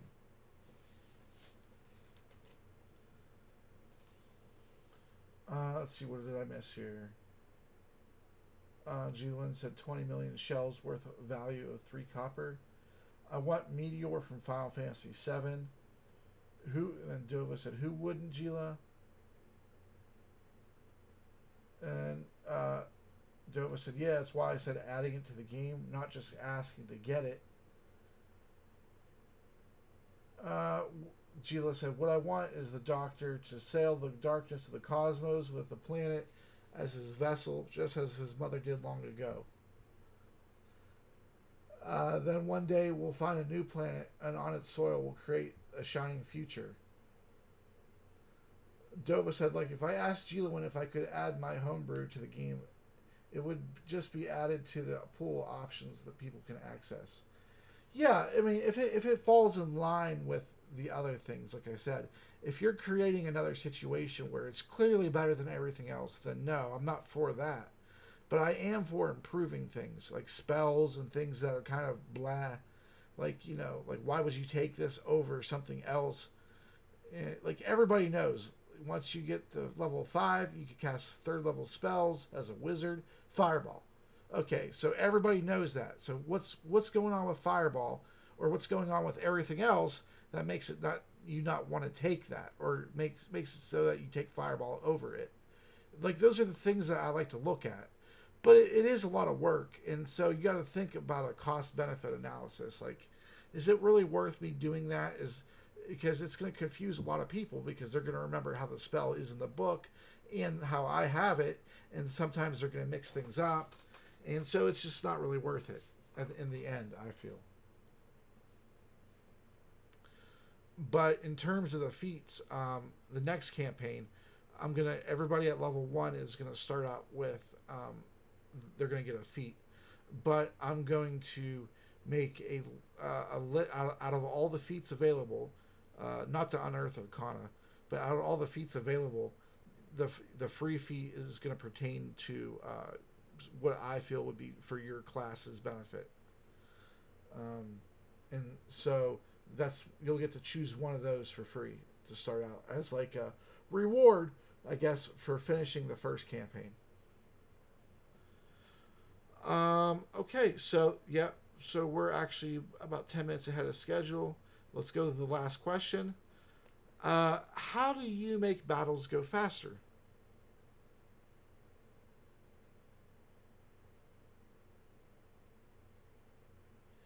Yeah, Eldritch Blast, exactly. But Eldritch Blast is so good that it's not going to ever be overtaken. Warlocks are going to be forever getting Eldritch Blast, because if you don't, as a warlock, people look at you like you're stupid because of how good it is. And that, just for that reason alone, that spell is going to forever be a staple. So, as both a player and a DM, how do I make battles go faster? As a player, I try to memorize whatever the hell I'm wanting to do and just kind of speed say it, so that way I'm not taking up too much time. And the DM could try to get to the next person. As a DM, I throw the battle at Anthony. And that's how I make it go faster. I don't do combat in my worlds. Oh, you don't? Like, at all?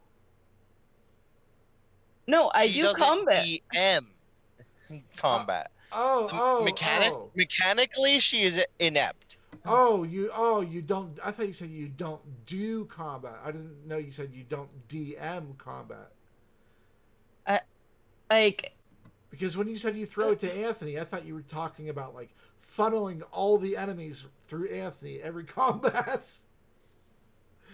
I mean, she kind of does. Yeah, he plays all the enemies. He mechanically does all the enemies and stuff, and that's how combat goes faster in my world. Okay. Is And what do you do? and What about you, Anthony? What do you do? Roll. I'm already rolling, right? Mm-hmm. Um, their attacks on you. I'm already rolling their damages. I'm already rolling um their their saves, right? Mm-hmm. Like, all right, like literally, it doesn't even matter. I'll roll 5d20s, have them there like on roll 20, and be like, all right, so what's the bonus? +6, or it's 6, blah blah blah. Okay, cool. Oh, you need me to roll a reflex save? Grab the next die. Okay, cool, because it's still RNG. Mm-hmm. I'm already rolling for everything. Sometimes I don't, but that's one way for mass combat that I do. I'm already rolling. Uh, Second, as a player and as a DM, know know intimately what your characters, your players, your monsters can do. Right? Because there's nothing more time consuming than looking through a character sheet or a stat block and trying to determine what they could do. Right? Especially for spellcasters. A good solid knowledge of what spells you have and what they do, very much helps. Oh, I feel Right? attacked. I feel attacked now. This is why does you feel attacked? Because I don't go into the fights knowing everything that they could do. If I did that, I don't know. I think the battles would be a lot harder. Well, I mean, okay, so that's what makes like combat, faster, engaging, and whatnot. Yeah. Because okay, I mean, I know some of what they could do. Like I know that they'll have legendary resistances. I might know 2 out of 3 of what they of them, or I might or know maybe like some their of their. tactics. That's another thing. Oh my Oh gosh. yeah, I mean that comes from experience though. That comes from I experience. mean, does it? Yeah, yeah. I mean, single I mean, I like I mean, I you have suppose to. in a way, yes, you're absolutely right. It does come from experience, right, on how to, you know, um, you know, be tactful.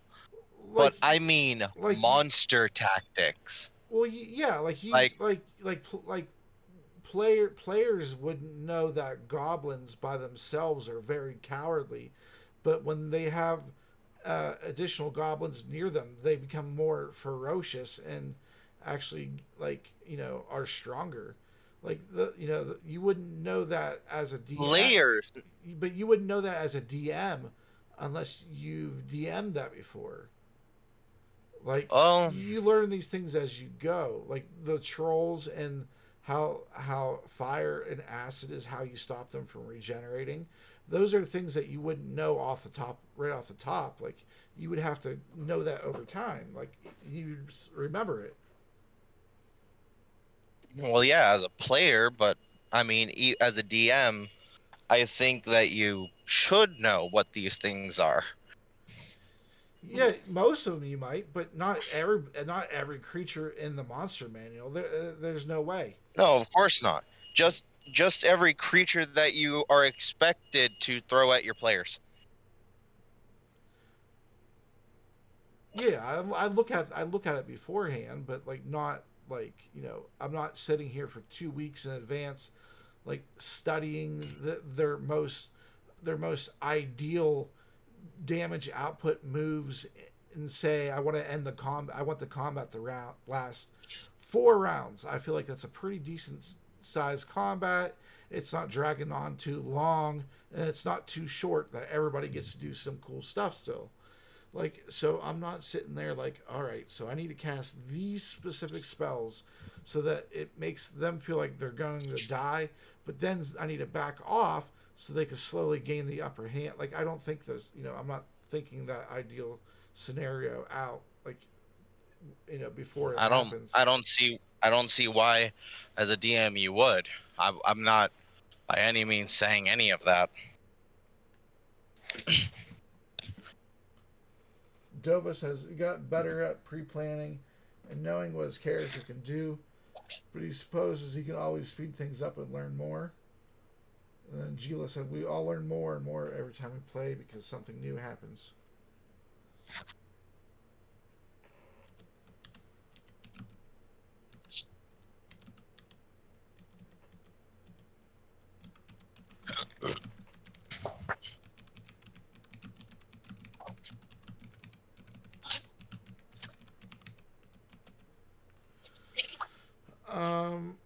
All right, so okay, so Liz, you went over how you make the battles go faster by handing it over having it go over to Anthony. Yep. All right, and then And I also told you that in battles when I play a PC character and stuff, a player character, I just memorize, the thing, so. Let's see. Oh, another way to make sure that combat doesn't drag, especially if it's, minions and whatnot. Mm-hmm. It's actually a little bit from, before. I don't give my monsters, unless they're important, full HP. Oh, yeah. Right? Mm-hmm. That way, players feel like, yeah, I'm a badass. I'm fucking killing shit. Yeah, cool, whatever. Yes. Right? But if you wanted to go even more faster, something that I've been seeing a lot via D&D talk and whatnot, lower the HP, higher the damage. So that way the threat is still there. Yeah. But the combat isn't as much.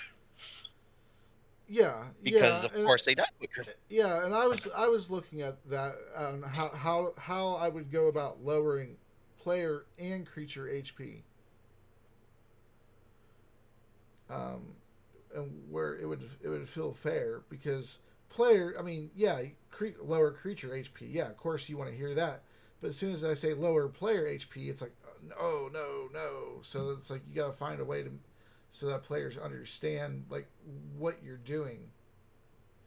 Like it's not, you're since you're doing it to the monsters also, you're effectively just lowering the amount of time it takes to finish combat. But the danger and everything else is exactly the same. And some players won't understand that. They'll just see that you're taking away HP, and that's it for them. Well, they can go ahead and bitch. Yeah.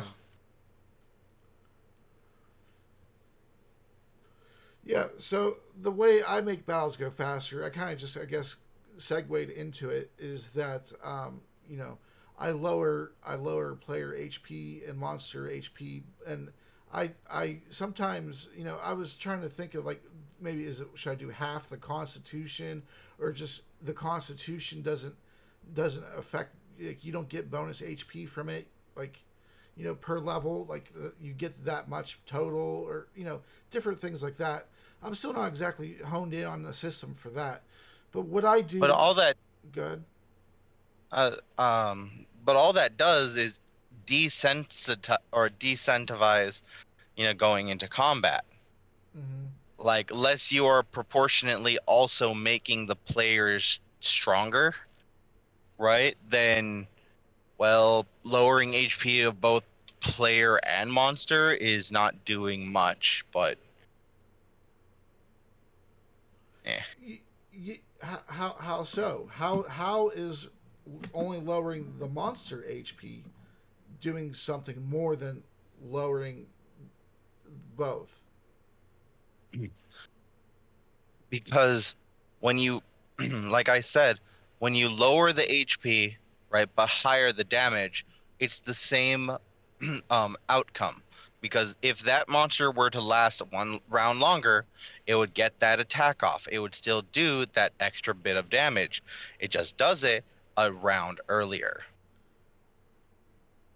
Oh, so why couldn't you lower HP and increase the damage for both? You could do one or both, but it has to be for both sides for it to be fair. No, it absolutely does not. Well, if you make it so that only the monsters have lower HP, then you But the know monsters also have higher attack to compensate. right. So you're kind of trading one for the other, so the net gain still is nothing. Yes, and that's the point. But combat still goes faster.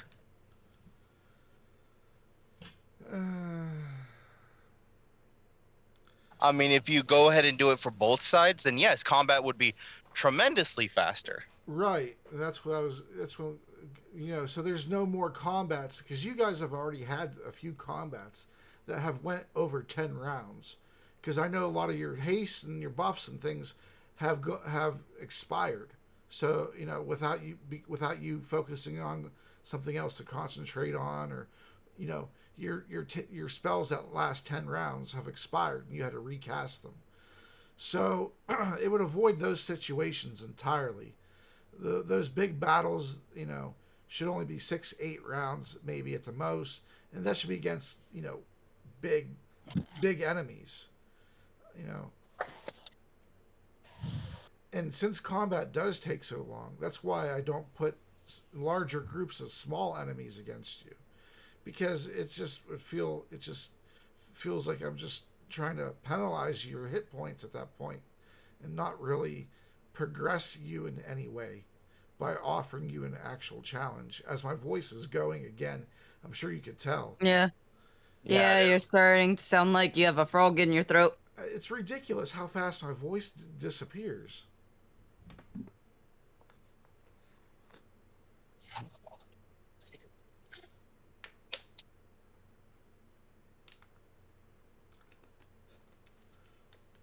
And then another one that I seen from Professor Dungeon Master is he does group initiative. So everybody from one side goes at the same time. So it's your side. You all declare what you want to do, and then you all do it at the same time. And then the other side goes and they declare what they're going to do, and then they do it all at the same time. And it keeps going that way, back and forth.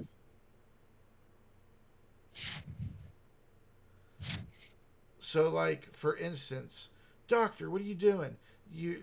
I stand back and I cast, haste on Fox. And then Fox, what are you doing? I'm running up and I'm gonna attack the goblin on the right side. And then you guys do your stuff at the you haste Fox while he's running up and smacks him. And then that's the round. And then the other side goes. And their movements are all at the same time, and their fighting's all at the same time. And I'm like, I kind of like that, but at the same time, when you get into multiple enemies, say for instance, if you get into a fight where you have multiple enemies that have legendary actions and things, like the list starts getting real. It would start getting really hefty, especially if you have like 7, 8, 10, 12 enemies on the board at once. Oh my god, could you, like that wouldn't be fair. Could you imagine 10 out of 12 enemies deciding to hit the same target, and then 7 out of 10 of those enemies hit? You'd be done right there. Nothing you could do about it. Nope. But at the same time, you guys would be able to do that to enemies too. You you know 4 of you around one enemy and just curb stomping it.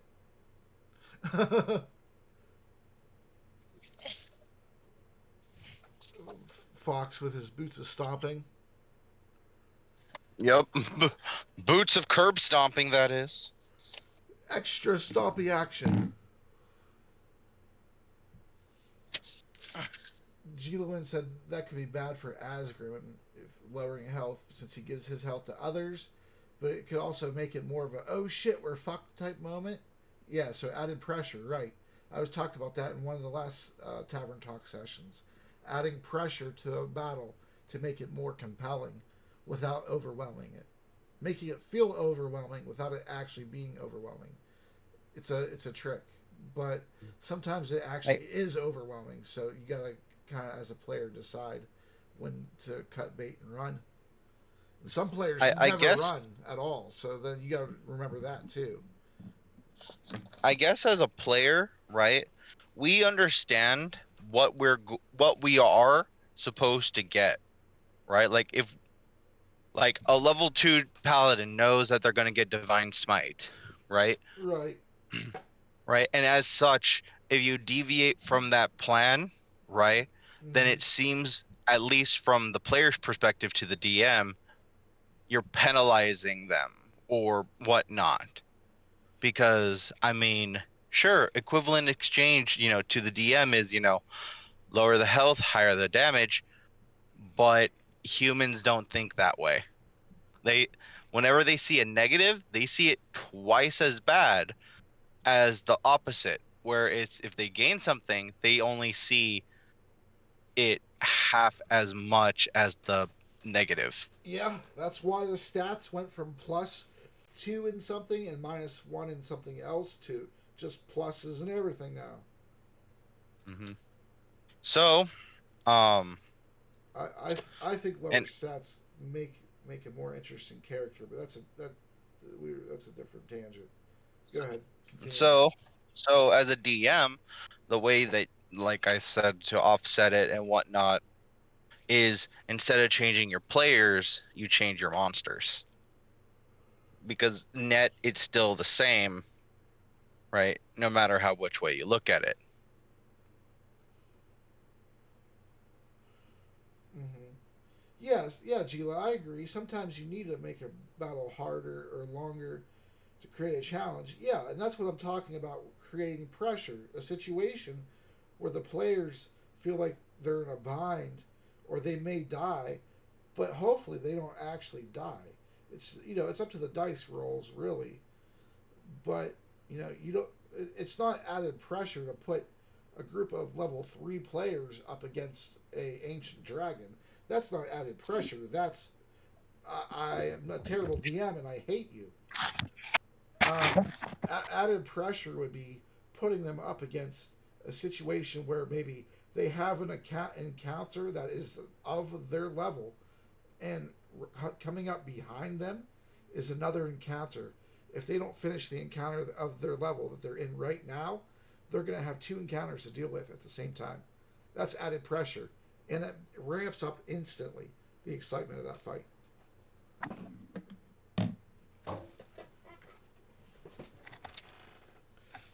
So lovable. I know it was just your example, but you used a paladin.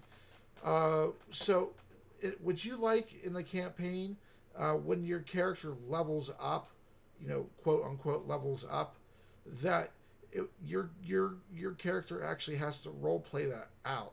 You actually have to go somewhere and train and use downtime or use gold or both, or maybe do a quest for somebody in exchange for them train you in that ability.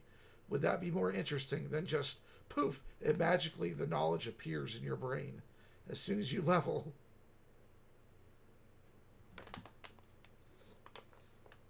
So I have mixed feelings about this one, right? Because I want to have that role play aspect. I want to do that.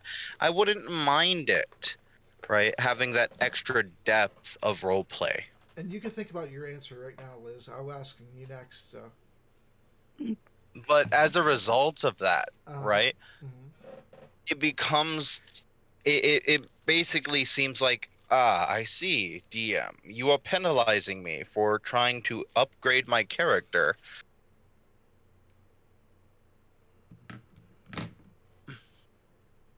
And I mean, that's a fucked up way on looking at it, but I mean, how else am I, because if I didn't, for all intents and purposes, make enough money or didn't greed enough, I won't be able to take that level up now, can I? That and players don't they don't like they think of it as a punishment. You're right, and that's why when I was told you how I was making a durability system. I don't think I'm going to do that no more because players aren't going to like if they ignore repairing and things and their magic item snaps and breaks and is no longer functional because players don't like getting cursed items. They don't like those types of things.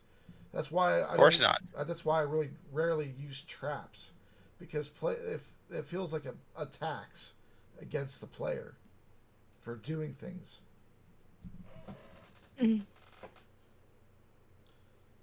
But so what do you think, Liz? So I would have to say, um, are you doing a slice of life campaign? What is that? Basically, where everybody lives in a town and they go out, you know, adventuring here and there, Yeah. but it feels very slice of life. It feels very you're interacting and socializing, and it's much heavier on the role play Oh, than it is with the combat or anything else. Like, you are more heavy on the role play aspect than you are with anything else. If it is a slice of life campaign, then yeah, sure. We can You t- fully extensively role play out the training to become a paladin and stuff. I'll be a part of the paladin order in, that city, and we'll do the paladin rituals and stuff for me to get that level up. I'm And, imagining now implementing this shit into my Curse of Straw campaign, and I can already hear only David. like, eh, like does like the thing is, doesn't it feel like there would be a whole hell of a lot of role play opportunity if there's teach people to teach you how to do your professions? yes, It would it be feels great. like, okay, so here's the difference between playing an actual, like, full-on campaign between a slice of life campaign. Uh huh. The full-on campaign where you are going into combat and you're doing like a lot more campaign, elements and stuff. Mm-hmm. Uh, yes, there's a lot more roleplay opportunity, Uh huh. but the thing is that you don't know certain people in cities. Uh You huh. don't know if they, like, let's say I worship, a god that is not really a popular god, um, and whatnot. So they're not in every single city. Mm-hmm. So then I have to go completely and utterly out of my way. Uh, while everyone else is probably, level, what, 3 or whatever, I have to go out of my way to get level 3, while everyone else is like showing off their new level 3 abilities. I'm having to sit there and kind of, suffer for it. And if it's not like really convenient to me and stuff, then I don't want it. I would rather take, at that point, another class and basically, be like, fine, you know what, monk in our group, train me how to be a monk, because I can't find a freaking, church or anything like that. You're a level 1 monk, you could obviously teach me level 1 monk. Yeah, Like, yeah, and and that would be a viable option for a party member to train you. I mean, it wouldn't be a level one be able to teach you to be a level one. It would probably be something different, a little bit different. Maybe like a level three could teach you to be a level I, one. I I kind of understand what Liz is saying right now because, like, sure, you're saying it's a viable option, but is it what the character or the player ever wanted? Nope. But they're forced in that moment. Like, I am in the middle of buttfuck nowhere, the desert. Well, Yep. I might as well, do it because they don't worship, the god of greenery here for cleric of me because these are sand people. The fuck? And it would just be super and utterly inconvenient in every way imaginable and stuff. Like I do understand that how the hell does the knowledge just get beamed into your head kind of thing. right. Like I do understand like Especially when you multi-class. Shouldn't somebody be there to teach you if you multi-class? Like you want to be a rogue. Shouldn't there be theory. somebody to teach? Shouldn't there be somebody to teach you how to be a rogue? How to freaking In Yeah. theory. climb into buildings and steal, and then you maybe take on tougher and tougher targets, and then the rogue. That's when you become a level 2 in rogue, and then you're off on your own, and then you're there. You go. in theory, yes. Like I have to use this as an example and stuff because it's the most beautiful example that I have. But Seven is, a barbarian, first and foremost, and he became a warlock, but he became a warlock through story elements. And I worked with my DM to get those story elements and get those ways to become a warlock and stuff. And Well, certain classes, yeah, certain classes like warlock, for instance. Well, your patron gives you your powers. You don't you don't so you don't have to go anywhere to train. You're given those powers. So if you wanted to be a warlock, your next level up, well then you would just be contacted by a patron because you spent time during a rest or whatever praying or whatever to whatever patron you wanted. yes, but like in this actual specific example and stuff, Mm-hmm. I didn't pray to a patron. I didn't go out to find a patron. I didn't like Seven didn't want to get a patron or anything. He was Uh-huh. just, a barbarian and stuff like that, and that's what he was. Uh-huh. And he went into a well clearing zombies and he pulled out a dagger and was like, "Oh, this is a really nice dagger. I'm going to give it to Eric." The dagger started to start attaching itself to him, and then the dagger started speaking to Eric. Eric is capable of seeing spirits and stuff like that. There is a spirit in the dagger. Was this before me? Yes. Okay, okay. I was gonna There's say, a Jesus, I must not be paying attention to nothing.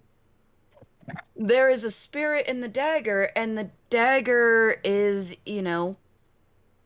wanting to occupy Seven because Seven has no memories and So he he's has a very blank mind.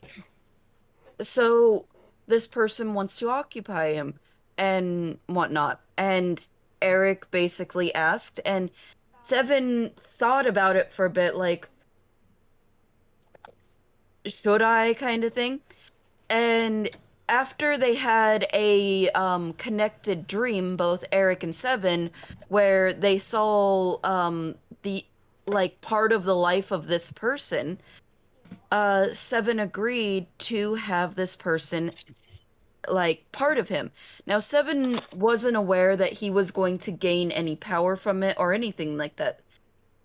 And Seven then didn't know. Liz did. Liz knew full well, but Seven didn't. And Seven then became a warlock from allowing the person to occupy his body.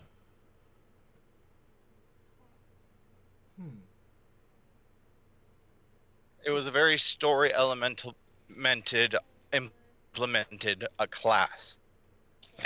No, that's Like cool. Right? it, Like for all intents and purposes, let's go ahead and go to another multi-class character in my campaign. Motherfucking Spear, Nick. How the fuck did he learn druidism? Fuck if I know, but he has it now. Like, he didn't talk to Anthony to, like, say, hey, can you help implement this? He didn't talk to... He was just like, I'm taking this. And he Yeah. has it. Like, I talked to Anthony and I planned that with him. And I love the way that it came out, and I love the way that the ongoing story that's going on with it. You know the item that Seven got out of the stomach? The gloves? Yeah. That's part of, his patron. The guy that's, occupying his body and stuff, that's one of his items. Eric is wearing the wraps to the guy that is occupying him, and he's giving all the items to Eric. Really? Yes. Because Eric's a rogue, and the guy that's occupying his body is a rogue. So yeah, I guess my campaign. I guess it is spice of life, then, or slice of life, but only in certain times. If you notice, the campaign switched themes. First, there was the search and rescue for you, and then there was the escort with the survivors, and then and then there's a who done it type mystery, and I don't think it's slice of life. Like, it's no more adventurous. When you got no I know, but I'm saying I was just talking about the different ways. I know it's not Yeah. slice of life. When you guys start making your town and build your Yeah. town and get your NPCs like move into your town and interact with them and things like that, and send them off to go and maybe chop wood or help out the town and things. That's slice of life, right? Uh, Depending on how extensive the roleplay is, Yeah. would it would make it slice of life kind of like vibes and stuff like that. Well, I was thinking very extensive. Like, that would turn it into, a slice of life. But considering everything else that the campaign is, I would still categorize the campaign as adventure with, breaks of slice of life. Well, yeah, that's what I mean. That's what I've been doing. I've been doing, role play, role play, and then combat, and then combat, role play. And I've been trying to mix it up, pretty good. And I've been trying to, thematically change things around a bit. I've been trying to change things up, like the type of quest or what you're doing at that moment, so this way it never gets stale. Yeah. Because I mean, I know combat gets boring.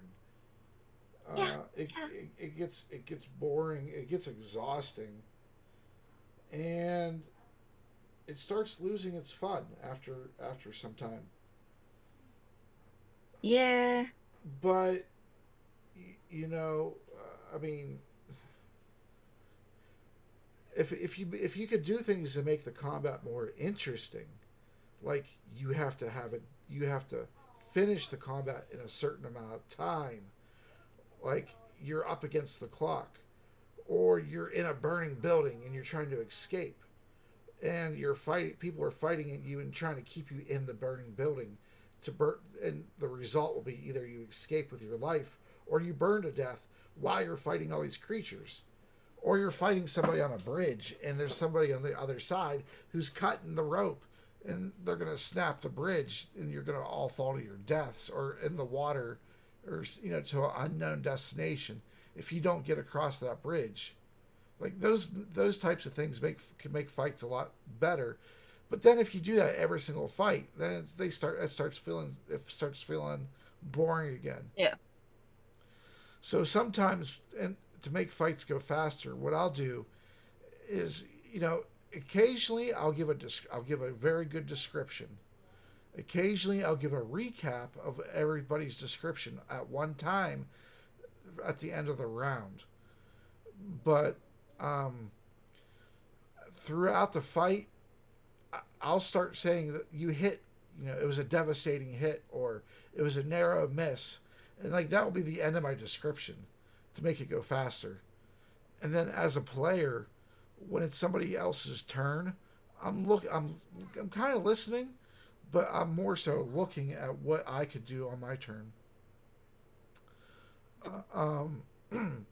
And I don't really, I don't really change my answer based off of what they're doing because the time it's supposed to be happening at the same time. So you're actually not able to, if it was happening at the same time, really, you couldn't react to what somebody else is doing the same time you're reacting to it. You can't do that. So I don't react to what people just ahead of me on the same round did. I might react to stuff that happened in previous rounds, though. Mm-hmm. But that's because, like I said, you're supposed to be all interacting at the same time.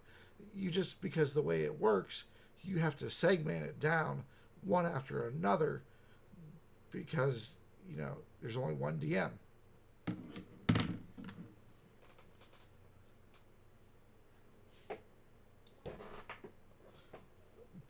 All right. Well, Anthony left, but that was the last question.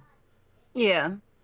And we're just 9 minutes under the time, so that's perfect. That's fine. All right, nice. All right, so this is Saul Sunforge, and Yandere Girl 911. this is Tavern Talk, episode 3. Have a good day. Pisu pisu.